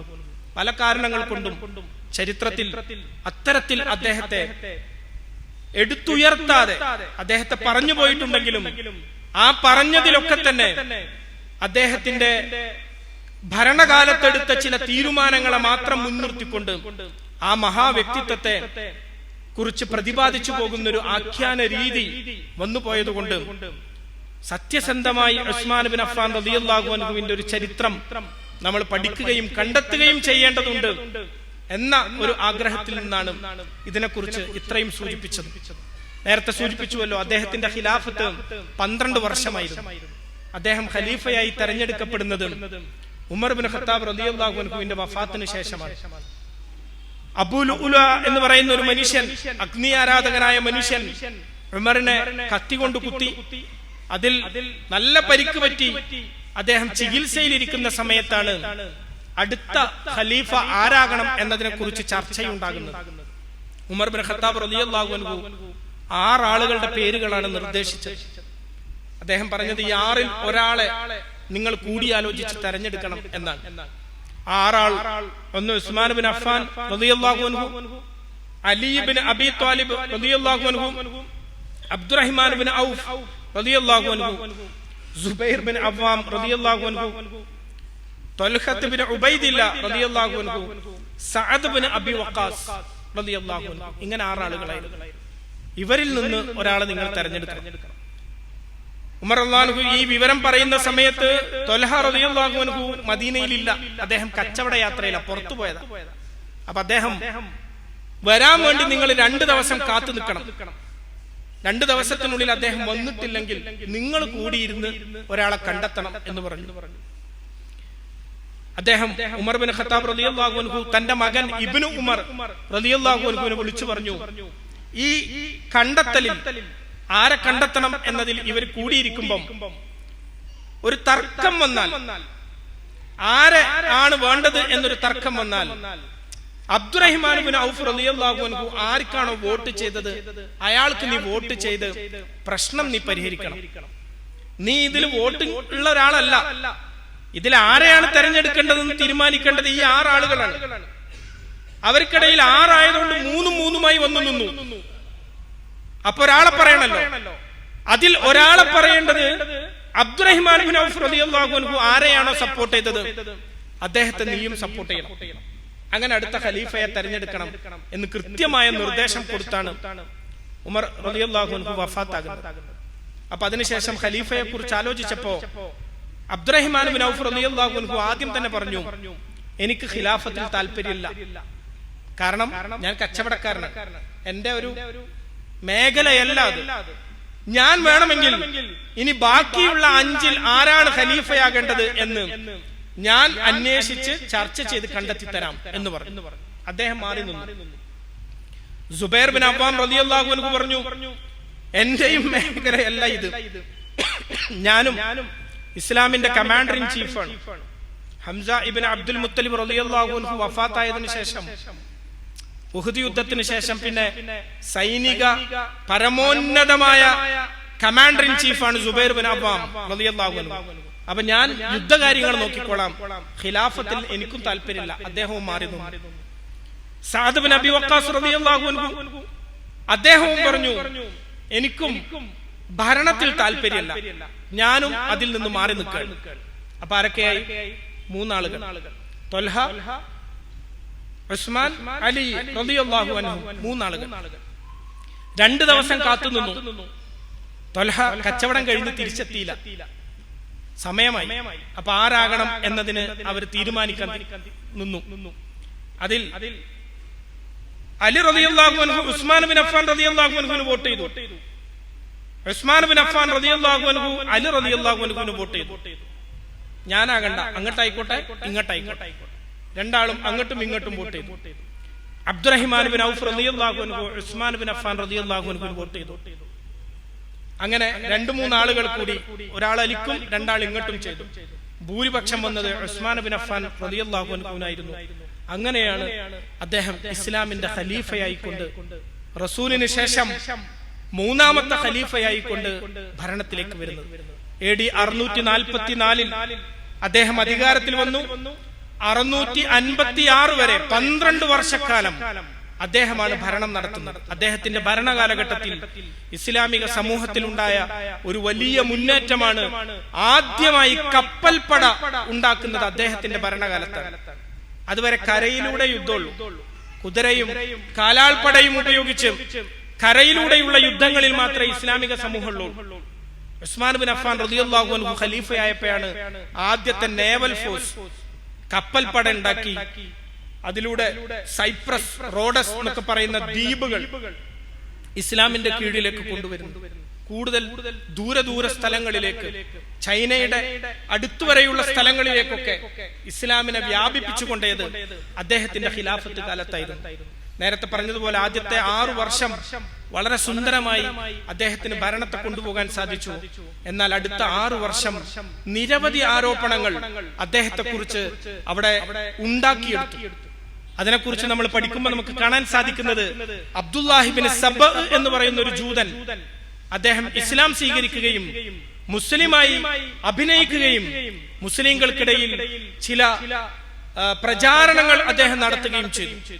അയാൾ കൊണ്ടു നടന്നൊരു പ്രചാരണമായിരുന്നു, യഥാർത്ഥത്തിൽ ഖലീഫയാകേണ്ടത് അലിയാണ്, ആ അലിയിന് ലഭിക്കേണ്ടുന്ന ഖിലാഫത്ത് തട്ടിയെടുത്തതാണ് അബൂബക്കർ സിദ്ദീഖ് റളിയല്ലാഹു അൻഹുവും ഉമർ ബിൻ ഖത്താബ് റളിയല്ലാഹു അൻഹുവും ഉസ്മാൻ ബിൻ അഫ്ഫാൻ റളിയല്ലാഹു അൻഹുവും. റസൂലുള്ളാഹി സ്വല്ലല്ലാഹു അലൈഹി വസല്ലം വഫാത്താകുന്ന സമയത്ത് ഈ വിവരം അദ്ദേഹം പറഞ്ഞിട്ടുണ്ടായിരുന്നു. അപ്പൊ അവിടെ ഉണ്ടായിരുന്നത് ആയിഷയും ഹഫ്സയും റളിയല്ലാഹു അൻഹ, അവർ 2 പേരുമായിരുന്നു. അപ്പൊ അവര് അത് മറച്ചു വെച്ചു. ആയിഷ മറച്ചു വെച്ചു തന്റെ ഉപ്പ അബൂബക്കറിന് വേണ്ടി, ഹഫ്സ മറച്ചു വെച്ചു തന്റെ ഉപ്പ ഉമറിന് വേണ്ടി, പിന്നെ ഉസ്മാൻ അത് കൊടുത്തു എന്ന് പറഞ്ഞിട്ടുള്ള ഒരു പ്രചാരണം അഴിച്ചുവിട്ടു. ഈ പ്രചാരണം ഇസ്ലാമിന്റെ ദൂരദിക്കുകളിൽ കൂഫ, ബസറ തുടങ്ങിയ ഇറാഖിലെ ചില സ്ഥലങ്ങളിൽ അതിന് സ്വാധീനമുണ്ടാവുകയും ആ ആളുകൾ ആ തെറ്റായ പ്രചരണത്തിൽ ആകൃഷ്ടരാവുകയും ചെയ്തു. റസൂല് വഫാത്തായ ഉടൻ സക്കാത്ത് കൊടുക്കൂല എന്ന് പറഞ്ഞ ആളുകൾ ഇസ്ലാമിക സമൂഹത്തിൽ ഉണ്ടായല്ലോ. റസൂല് വഫാത്തായ ഉടൻ ഞാനും പ്രവാചകനാണെന്ന് പറഞ്ഞ് കള്ളപ്രവാചകന്മാർ വന്നല്ലോ. അതുപോലെ പ്രവാചകന്റെ വഫാത്തിന് ശേഷം 24 വർഷം അല്ലെങ്കിൽ ഒരു 20 വർഷം ആകുമ്പോഴേക്ക് പുതിയ ഒരു പ്രചാരണത്തിലേക്ക് കൂടി വഴിമാറിപ്പോവുകയാണ്. അധികാരം അത് കിട്ടേണ്ടിയിരുന്നത് നബിയുടെ കുടുംബത്തിൽ തന്നെ പെട്ട പ്രവാചകന്റെ പ്രിയമകൾ ഫാത്തിമയുടെ ഭർത്താവ് അലി റളിയല്ലാഹു അൻഹുവിനാണ് എന്നൊരു പ്രചാരണം വ്യാപകമായി നടത്തി. എന്നിട്ട് ഉസ്മാൻ ബിൻ അഫ്ഫാൻ റളിയല്ലാഹു അൻഹുവിനെതിരെ മറ്റു കുറെ കാര്യങ്ങൾ, അദ്ദേഹം തന്റെ കുടുംബത്തിൽപ്പെട്ട ആളുകളെ ഭരണമേൽപ്പിക്കുന്നു, ഹജ്ജിന്റെ കർമ്മങ്ങളിൽ മാറ്റം വരുത്തുന്നു, ഹറമിന്റെ വിപുലീകരണം അദ്ദേഹം തോന്നിയതുപോലെ നടത്തുന്നു, ഖുർആനിന്റെ കോപ്പികൾ അദ്ദേഹം എടുക്കുന്നു എന്നൊക്കെ പറഞ്ഞ അടിസ്ഥാനരഹിതമായ കുറെ ആരോപണങ്ങൾ.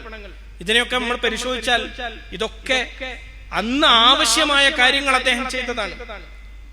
ഇസ്ലാം ഇങ്ങനെ വ്യാപിച്ചു പോയപ്പം തുർക്കിയിൽ അവിടുത്തെ ആളുകൾക്ക് അറബി കൃത്യമായിട്ട് അവരുടെ ഭാഷയല്ല, അവർ ഖുർആൻ ഓതുമ്പോൾ കുറെ തെറ്റുകൾ വരുത്താൻ തുടങ്ങി.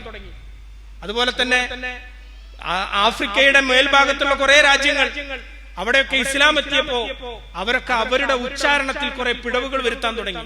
ഇത് റിപ്പോർട്ട് ചെയ്യപ്പെട്ടപ്പോ ഉസ്മാൻ ബിൻ അഫ്ഫാൻ റളിയല്ലാഹു അൻഹു ക്രോഡീകരിക്കപ്പെട്ട ഒരു ഖുർആൻ ഉണ്ട്, അത് ഹഫ്സ റളിയല്ലാഹു അൻഹയുടെ വീട്ടിലാണുള്ളത്. അത് കൊണ്ടുവരാൻ ആവശ്യപ്പെട്ട് അതിന്റെ 7 കോപ്പികൾ എടുത്തു. അതുപോലെ നോക്കി എഴുതിച്ചു. എന്നിട്ട് ഈ പറയുന്ന സ്ഥലങ്ങളിലേക്കൊക്കെ അയച്ചു കൊടുത്തിട്ട് പറഞ്ഞു, നിങ്ങൾ ഇനി ഖുർആൻ പാരായണം ചെയ്യേണ്ടത് ഇത് അടിസ്ഥാനത്തിലാണ്, അതല്ലാതെ വേറെ എന്തൊക്കെ നിങ്ങൾ എഴുതി വെച്ചിട്ടുണ്ടോ അതൊക്കെ കത്തിച്ചു കളയണം എന്ന് പറഞ്ഞു. അങ്ങനെ അതിനൊക്കെ അദ്ദേഹം കത്തിച്ചു കളഞ്ഞിട്ട് ഇന്ന് നമ്മൾ ഓതുന്ന രീതിയിൽ ഖുർആനിന്റെ ആ ഒരു അതിനെ ഏകീകരിച്ചു കൊണ്ടുവന്നു. റസ്മു ഉസ്മാനി എന്നൊക്കെ നമ്മൾ ഖുർആനിന്റെ പ്രിന്റ് നോക്കി പറയാറുണ്ടല്ലോ. അദ്ദേഹത്തിന്റെ കാലത്ത് ആ സ്വീകരിച്ച ശൈലിയാണ് ഇന്നും നിലനിർത്തിക്കൊണ്ടുപോരുന്നത്. അപ്പൊ അദ്ദേഹം ഒരു തെറ്റിനെ ഇല്ലാതാക്കാൻ വേണ്ടി ചെയ്തതാണ്. പക്ഷെ അതൊരു ആരോപണമായി കൊണ്ടാണ് കടന്നു വന്നത്. വലിയ ആരോപണമായി അതിനെടുത്തുയർത്തി. അദ്ദേഹത്തിന്റെ കുടുംബക്കാർ അദ്ദേഹം അധികാരസ്ഥാനത്തിരുത്തുന്നു. അതിന്റെ സത്യാവസ്ഥ പരിശോധിച്ചാൽ ആ കാണുന്ന ഗവർണർമാരെ ഒക്കെ നിയോഗിച്ചത് രണ്ടാമത്തെ ഖലീഫ ഉമർ ബിൻ ഖത്താബ് റളിയല്ലാഹു അൻഹുവിന്റെ ഭരണകാലത്തായിരുന്നു. ഏറ്റവും അധികം ആരോപണമായി പറഞ്ഞത് മുആവിയയെ കുറിച്ചായിരുന്നു റളിയല്ലാഹു അൻഹു. അബൂ സുഫിയാന്റെ മകനാണ്. അദ്ദേഹം സിറിയയുടെ ഗവർണറായിരുന്നു. മുആവിയയുടെ മുമ്പ് സിറിയയുടെ ഗവർണറായിരുന്നത് ഹബീബ് ബിൻ അബൂ സുഫിയാൻ എന്ന് പറയുന്ന മുആവിയയുടെ സഹോദരനായിരുന്നു. ഉമറിന്റെ കാലത്ത് അദ്ദേഹം വഫാത്തായപ്പോ ഉമർ ബിൻ ഖത്താബ് റളിയല്ലാഹു അൻഹു അതിന് പകരമായിക്കൊണ്ട് മുആവിയ റളിയല്ലാഹു അൻഹുവിനെ സിറിയയുടെ ഗവർണറായി നിശ്ചയിച്ചതാ. ഉസ്മാൻ ബിൻ അഫ്ഫാൻ റളിയല്ലാഹു അൻഹു അതിനെ മാറ്റിയില്ല, അതിനെ തുടർന്നു വന്നു. പക്ഷെ ആരോപണം ഉന്നയിച്ചത് ഉസ്മാൻ സ്വന്തം കുടുംബത്തിൽപ്പെട്ട സ്വന്തം കസിനായ മുആവിയ റളിയല്ലാഹു അൻഹുവിനെ ഗവർണറായി ഇതാ നിയോഗിച്ചിരിക്കുന്നു എന്ന് പറഞ്ഞാണ്. അപ്പൊ ഇത് ദൂരെ ദിക്കിലുള്ള ആളുകളൊക്കെ ഇങ്ങനെ കേട്ടപ്പം ഉസ്മാൻ ബിൻ അഫ്ഫാൻ റളിയല്ലാഹു അൻഹു തന്റെ കുടുംബത്തിന് വേണ്ടി ചില സ്ഥാപിത താല്പര്യങ്ങൾക്ക് വേണ്ടി പ്രവർത്തിക്കുന്നു എന്ന രീതിയിലുള്ള പ്രചാരണമായി മാറി. അദ്ദേഹത്തിന്റെ ഒരു ശൈലി എന്ന് പറഞ്ഞാൽ അദ്ദേഹത്തിന്റെ വീട് വളഞ്ഞ ആളുകൾ വാളോങ്ങി നിൽക്കുന്നത് കണ്ടപ്പം അദ്ദേഹം അവരോട് പറയുന്ന ചില സംസാരങ്ങൾ. ഒന്ന്, അദ്ദേഹത്തെ പ്രതിരോധിക്കാൻ വേണ്ടി ഹസൻ റളിയല്ലാഹു അൻഹു, ഹുസൈൻ റളിയല്ലാഹു അൻഹു, അബ്ദുല്ലാഹി ബിൻ ഉമർ, അബ്ദുല്ലാഹി ബിൻ സുബൈർ റളിയല്ലാഹു അൻഹും ഇവരൊക്കെ വന്ന് വീടിന്റെ ചുറ്റും കാവൽ നിൽക്കുന്നുണ്ട്. അബൂ ഹുറൈറ റളിയല്ലാഹു അൻഹു അവരൊക്കെ ഉണ്ട്. ഉസ്മാൻ അവരോടൊക്കെ താണ് കേണ് പറയാ, നിങ്ങൾ പിരിഞ്ഞു പോണം, എന്നെ നിങ്ങൾ പ്രതിരോധിക്കേണ്ടതില്ല. സാബിത്ത് ബിൻ ഖൈസ് റളിയല്ലാഹു അൻഹു പറയുന്നുണ്ട്, ഞാൻ ഉസ്മാൻ ബിൻ അഫ്ഫാൻ റളിയല്ലാഹു അൻഹുവിന്റെ അടുക്കൽ ചെന്ന് പറഞ്ഞു, 3 മാർഗങ്ങളുണ്ട്. ഒന്നെങ്കിൽ നിങ്ങൾക്ക് അവരെ അടിച്ചമർത്താം, നിങ്ങൾ ഈ രാജ്യത്തിന്റെ അമീറുൽ മുഅ്മിനീനാണ്, സൈന്യമുണ്ട്, അധികാരമുണ്ട്, നിങ്ങൾക്ക് അവരെ അടിച്ചൊതുക്കാം. രണ്ടാമത് നിങ്ങൾക്ക് വേണമെങ്കിൽ മക്കയിലേക്ക് രക്ഷപ്പെടാം, ഈ വീടിന്റെ പിറകിൽ ഞങ്ങൾ ഒരു വാതിൽ ഉണ്ടാക്കി തരാം. മൂന്നാമത്തത് നിങ്ങൾക്ക് സിറിയയിലേക്ക് പോകാം, അവിടെ മുആവിയയുണ്ട്, അദ്ദേഹം നിങ്ങളെ സംരക്ഷിക്കും.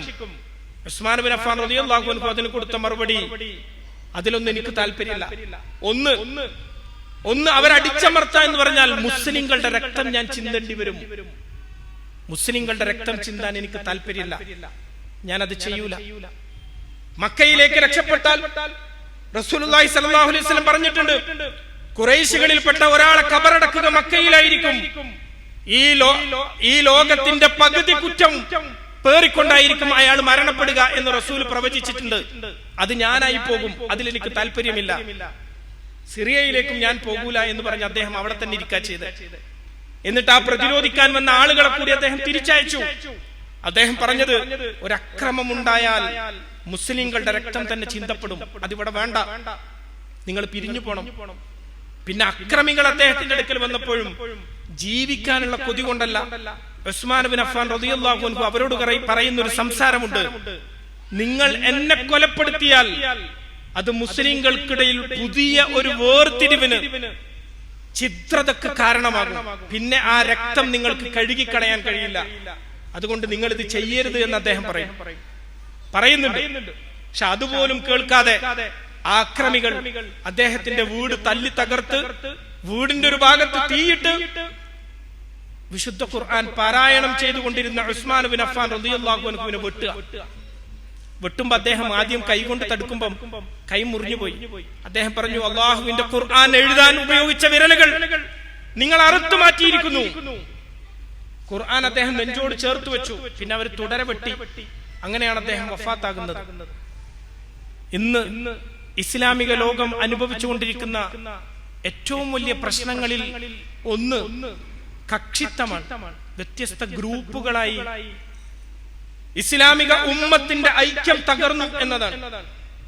നമ്മളൊക്കെ പലപ്പോഴും വേദനയോടുകൂടി പറയാറുണ്ട്, ഈ ഐക്യം തകർന്നതിന്റെ ഉമ്മത്തിന്റെ തകർച്ചയുടെ തുടക്കം ഉസ്മാൻ ഇബ്നു അഫ്ഫാൻ റളിയല്ലാഹു അൻഹുവിന്റെ കൊലപാതകത്തിൽ നിന്നാണ് എന്ന് നമുക്ക് ചരിത്രം പഠിക്കുമ്പോൾ കാണാൻ സാധിക്കും. മുസ്ലിങ്ങൾക്കിടയിൽ പിന്നീട് വന്ന നിരവധി കക്ഷികൾ, ഷിഅത്തു അലി, അലിയുടെ പക്ഷക്കാരെന്നറിയപ്പെട്ട ഷിയാക്കൾ, ഖവാരിജുകൾ, സിഫീൻ യുദ്ധത്തിന് ശേഷമുണ്ടായ ദീനിൽ നിന്ന് പുറത്തുപോയവരെന്ന് പറഞ്ഞ ഖവാരിജുകൾ, ഈ ഖവാരിജുകളും ഷിയാക്കളും തമ്മിൽ ഉള്ള പോരാട്ടം, ഷിയാക്കളും മുസ്ലിങ്ങളും തമ്മിലുള്ള പോരാട്ടം, ഖവാരിജുകളും മുസ്ലിങ്ങളും തമ്മിലുള്ള പോരാട്ടം, അതാണ് പിന്നീട് ഇസ്ലാമിക ചരിത്രത്തിൽ ഉടനീളം നമുക്ക് വായിക്കാൻ കഴിയുന്നത്. നാലാമത്തെ ഖലീഫ അലി ഇബ്നു അബീ ത്വാലിബ് റളിയല്ലാഹു അൻഹുവിന്റെ ഖിലാഫത്ത് കാലത്ത് മുസ്ലിങ്ങൾ ചേരിതിരിഞ്ഞ് ആയുധമെടുത്തത് 2 തവണയാണ്, ജമൽ യുദ്ധവും സിഫീൻ യുദ്ധവും. ജമൽ യുദ്ധത്തിലേക്ക് ആയിഷ റളിയല്ലാഹു അൻഹ ഒട്ടകപ്പുറത്ത് വന്നു. അതുകൊണ്ടാണ് ആ യുദ്ധത്തിന് ജമൽ എന്ന പേര് വന്നത്. അലി റളിയല്ലാഹു അൻഹുവിന്റെ എതിർചേരിയിൽ സുബൈർ ബിൻ അവ്വാം റളിയല്ലാഹു അൻഹുവും ത്വൽഹയും റളിയല്ലാഹു അൻഹു ആയിഷ റളിയല്ലാഹു അൻഹയും ചേർന്ന് നിൽക്കുകയാണ്. സ്വഹാബിമാർക്കിടയിൽ അതുവരെ ചരിത്രത്തിൽ കണ്ടിട്ടില്ലാത്ത വിധത്തിലുള്ള ഒരു തെറ്റിദ്ധാരണയുടെ തുടക്കം വരികയാണ്. എന്താണ് അതിന്റെ കാരണം? ഉസ്മാൻ ഇബ്നു അഫ്ഫാൻ റളിയല്ലാഹു അൻഹുവിന്റെ ഈ കൊലപാതകമാണ്. അവിടുന്ന് അങ്ങ് തുടങ്ങി. പിന്നെ നിങ്ങൾ ഇന്നും നോക്കൂ, സുന്നി ഷിയ സംഘർഷം കൊണ്ട് ലോകത്ത് മരണപ്പെട്ട ലക്ഷക്കണക്കിന് മുസ്ലിങ്ങൾ. പാകിസ്ഥാനിലെ മുഹറം ആഘോഷങ്ങളിൽ ബോംബുകൾ വെച്ച് കാർ ബോംബുകൾ പൊട്ടി ഷിയാക്കൾ മരണപ്പെടുന്നു. അതിന് പ്രതികാരമായി സുന്നികളെ കൊല്ലുന്നു. ഇറാഖിൽ സദ്ദാം ഹുസൈൻ ഭരിച്ചുകൊണ്ടിരുന്ന സമയത്തൊക്കെ സുന്നി ഷിയ സംഘർഷത്തിന്റെ മൂർത്തത നമ്മൾ കണ്ടിട്ടുള്ളതാണ്. ലക്ഷക്കണക്കിന് ആളുകളുടെ ചോര ഈ സംഘർഷത്തിന്റെ പേരിൽ ഈ ഭൂമിയിൽ ഇറ്റി വീണിട്ടുണ്ട്. നിരവധി കക്ഷികൾ അതിനുശേഷം ഇസ്ലാമിക സമൂഹത്തിൽ ഉയർന്നു വന്നു. വ്യത്യസ്ത ആശയങ്ങളിൽ, വാദപ്രതിവാദങ്ങളിൽ നിന്നുകൊണ്ട് കക്ഷിത്വത്തെ എടുത്തുകൊണ്ടു പോകുന്ന അവസ്ഥ വരെ ഉണ്ടായി. കക്ഷിത്വത്തെ ഏറ്റെടുത്തുകൊണ്ടു പോകുക ഇസ്ലാമിക ലോകത്തുണ്ടായി.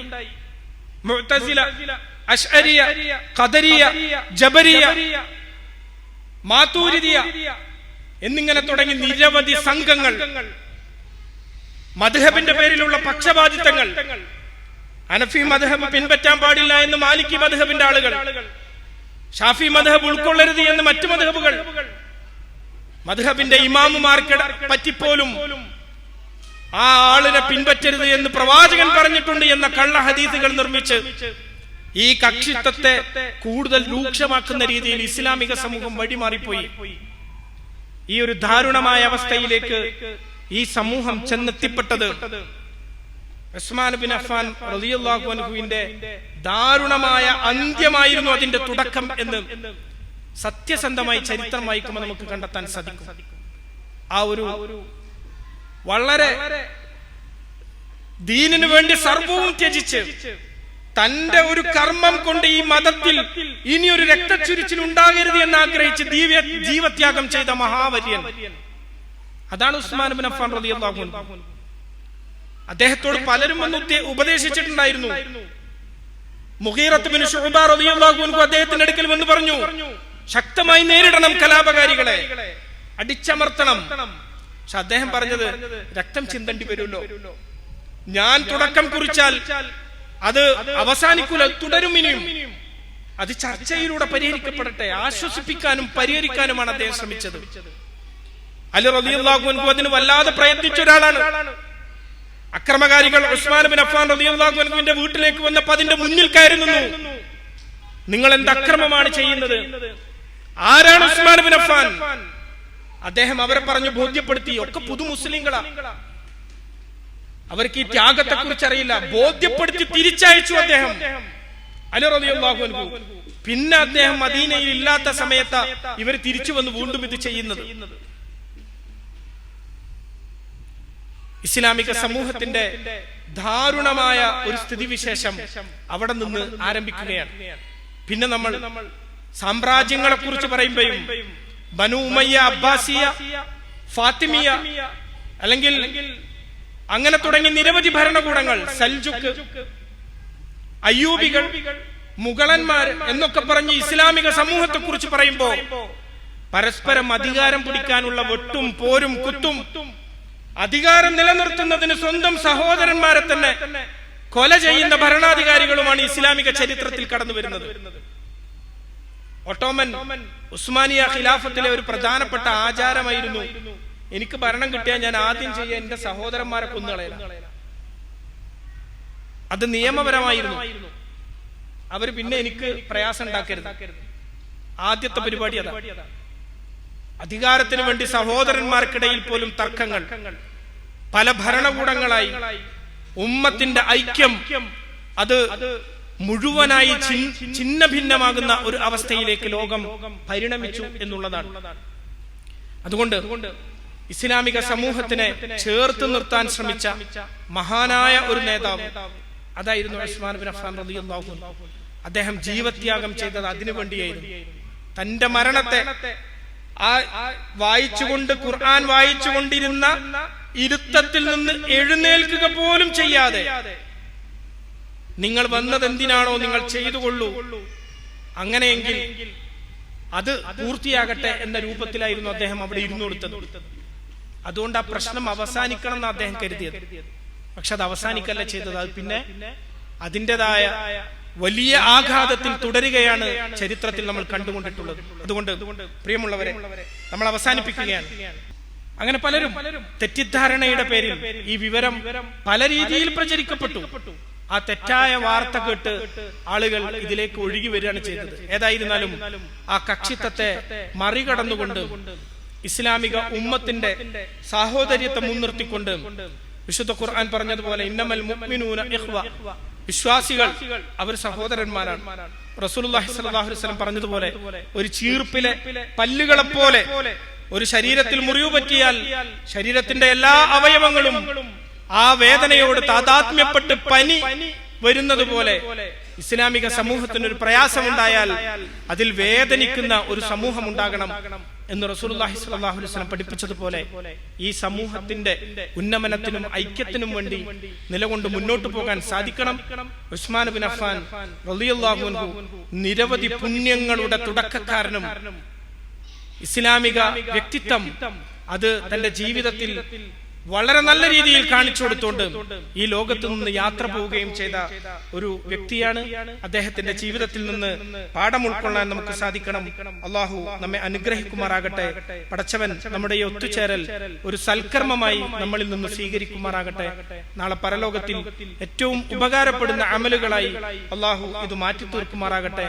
ചരിത്രത്തിൽ നിന്ന് ഗുണപാഠങ്ങൾ സ്വീകരിക്കാനും അതിന്റെ മോശപ്പെട്ട വശങ്ങളിൽ നിന്നും അത്തരം തെറ്റുകൾ ആവർത്തിക്കാതിരിക്കാനുള്ള അനുഭവങ്ങൾ ഉണ്ടാക്കിയെടുക്കാനും സാധിക്കുന്നവരിൽ അള്ളാഹു നമ്മെ ഏവരെയും ഉൾപ്പെടുത്തി അനുഗ്രഹിക്കുമാറാകട്ടെ. റബ്ബന ആതിനാ ഫിദ്ദുനിയ ഹസന വഫിൽ ആഖിറതി ഹസനതൻ വഖിനാ അദാബന്നാർ. ആമീൻ ആമീൻ ബിറഹ്മതിക യാ അർഹമർ റഹീമീൻ. അസ്സലാമു അലൈക്കും വറഹ്മത്തുള്ളാഹി വബറകാതുഹു.